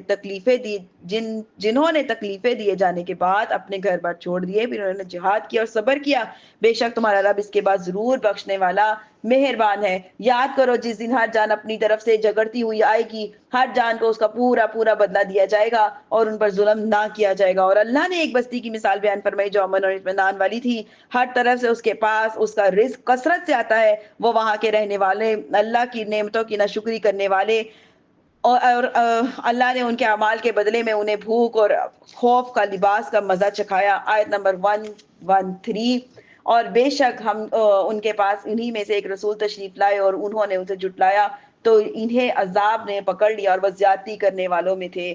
آیت نمبر 114، تو اللہ کا دیا ہوا حلال طیب رزق کھاؤ اور اللہ کی نعمت کا شکر ادا کرو، اگر تم اس کی عبادت کرتے ہو تو تم پر صرف مرداد اور خون اور سور کا گوشت اور جس کے ذبح کرتے وقت اللہ کا یا اللہ کے سوا کسی کا نام پکارا جائے یہ سب حرام کر دیا، پھر وہ مجبور ہو کر اس حال میں نہ کہ خواہش سے کھا رہا ہو اور نہ حد سے بڑھ رہا ہو، تو بے شک اللہ بخشنے والا مہربان ہے۔ یہ اس وقت کی بات ہو رہی ہے جب انسان کو پتا ہو کہ اب نہ کھائیں گے تو مر جائیں گے، اس کے علاوہ کھانے پینے کے لیے کوئی چیز موجود نہیں ہے، اور وہ صرف اتنا کھائے جس سے کہ زندہ رہا جا سکے، پیٹ بھرا جا سکے، یہ نہیں کہ لذت کی وجہ سے وہ اور زیادہ کھائے۔ اور تمہاری زبانیں جھوٹ بولتی ہیں، اس لیے نہ کہو کہ یہ حلال ہے اور یہ حرام ہے، تم اللہ پر جھوٹ باندھو، اور بے شک وہ اللہ پر جھوٹ باندھتے ہیں وہ کامیاب نہ ہوں گے۔ تھوڑا سا فائدہ اٹھانا ہے اور ان کے لیے دردناک عذاب ہے۔ تھوڑے سے پیسوں کی خاطر لوگ اپنے ایمان کو بیچ دیتے ہیں، اور ہم نے صرف یہودیوں پر وہ چیزیں حرام کی تھی جو ہم نے پہلے آپ کے سامنے بیان کی ہیں، اور ہم نے ان پر ظلم نہیں کیا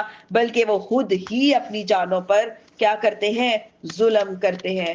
آگے دیکھیے آیت نمبر 119، رکوع ہمارا یہاں پہ 15 ہو رہے ہیں۔ پھر بے شک تمہارا رب ان لوگوں کے لیے غفور اور رحیم ہے جو نادانی سے برائی کر بیٹھے، پھر اس کے بعد توبہ کر لی اور اپنی اصلاح کر لی، بے شک تمہارا رب اس کے بعد ضرور بخشنے والا ہے۔ اگر غلطی سے کوئی گناہ ہو بھی جاتا ہے، کوئی کفر یا معصیت کا ارتکاب کر بیٹھے، اس کے بعد توبہ کر لیں اور پھر کبھی زندگی دوبارہ وہ گناہ نہ کرے، کفر نہ کرے، تو اللہ پاک غفور رحیم ہے، ضرور معاف کر دے گا۔ آگے دیکھیے آیت نمبر 121، بے شک ابراہیم تمام اچھی خصلتوں کے مالک یا ایک پیشوا، اللہ کے فرما بردار اور ہر باطل سے جدا تھے، اور وہ مشرک نہ تھے، ان کے احسانات پر شکر کرنے والے۔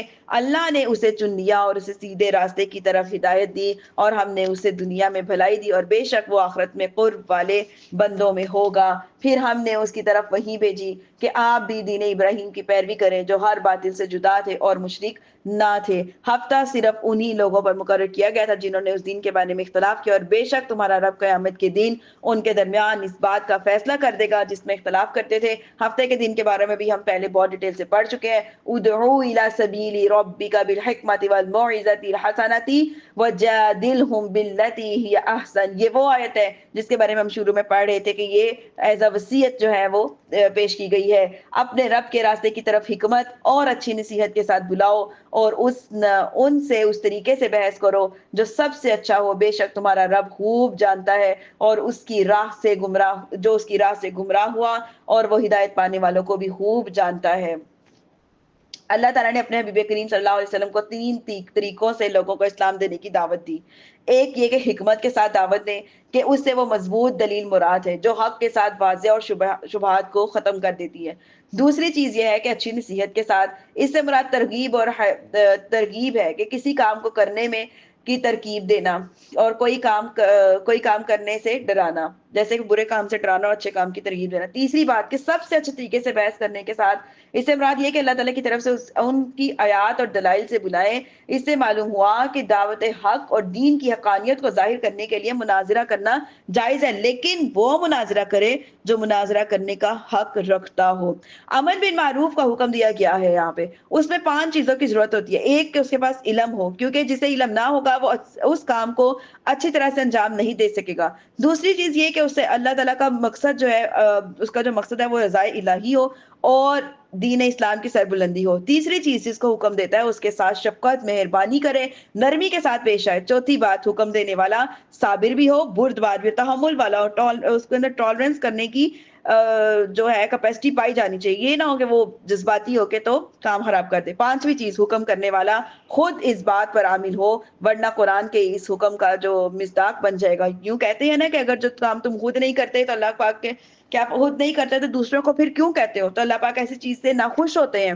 اللہ فرماتے ہیں ایسی بات کہو جو تم خود بھی کرتے ہو، اور ایسی بات نہ کہو جو تم خود نہیں کرتے۔ تو اس کے ضروری ہے کہ پہلے ہم اپنے اندر یہ ساری کوالٹیز پیدا کریں، تاکہ جب ہم کسی کو تبلیغ کریں تو آگے سے وہ جواب میں یہ نہ کہے کہ پہلے خود تو صحیح ہو جاؤ۔ ایسے ویسے ہمارے معاشرے میں لوگ کہتے ہیں نا، کسی کو اچھی بات کہو تو کہیں گے پہلے اپنے اندر تو یہ کوالٹی پیدا کر لیں۔ تو اس لیے ضروری ہے کہ پہلے ہم اپنے اندر اس کوالٹیز کو پیدا کریں۔ آیت دیکھیں 126، اگر تم کسی کو سزا دینے لگو تو ایسی ہی سزا دو جیسی تمہیں تکلیف پہنچائی گئی ہو، اور اگر تم صبر کرو تو بے شک صبر کرنے والوں کے لیے صبر سب سے بہتر ہے۔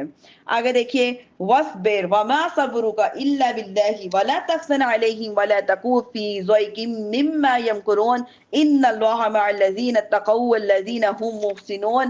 کیا فرما رہے ہیں؟ صبر کرو، اور تمہارا صبر اللہ ہی کی توفیق سے ہے، اور اس کا غم نہ کھاؤ اور ان کی سازشوں سے دل تنگ نہ کرو۔ دل تنگ نہ ہو، بے شک اللہ ان لوگوں کے ساتھ ہے جو ڈرتے ہیں اور جو نیکیاں کرتے ہیں. یہ ہیں وہ دو آیتیں، یہ دو تین آیتیں جن کے بارے میں جو حرم بن حیان کی جب وفات کا وقت قریب آیا تو لوگوں نے پوچھا کہ آپ کا وفات کا وقت قریب آ گیا، اب آپ کوئی وصیت کر دیں. انہوں نے کہا میرے پاس مال تو ہے نہیں تو میں کیا وصیت کروں، تو میں صرف سورۃ النحل کی آخری آیتوں کی وصیت کرتا ہوں، ادعوا الی سبیلی سے لے کے یہ آخری آیت تک. تو اس آخری دو آیتوں کو پڑھ کر ہمیں اپنی زندگیوں میں شامل کر لینا چاہیے. یہ ہمارے لیے بہت ہی زیادہ سبق آموز آیات ہیں. اللہ پاک کہنے سننے سے زیادہ عمل کی توفیق عطا فرمائے.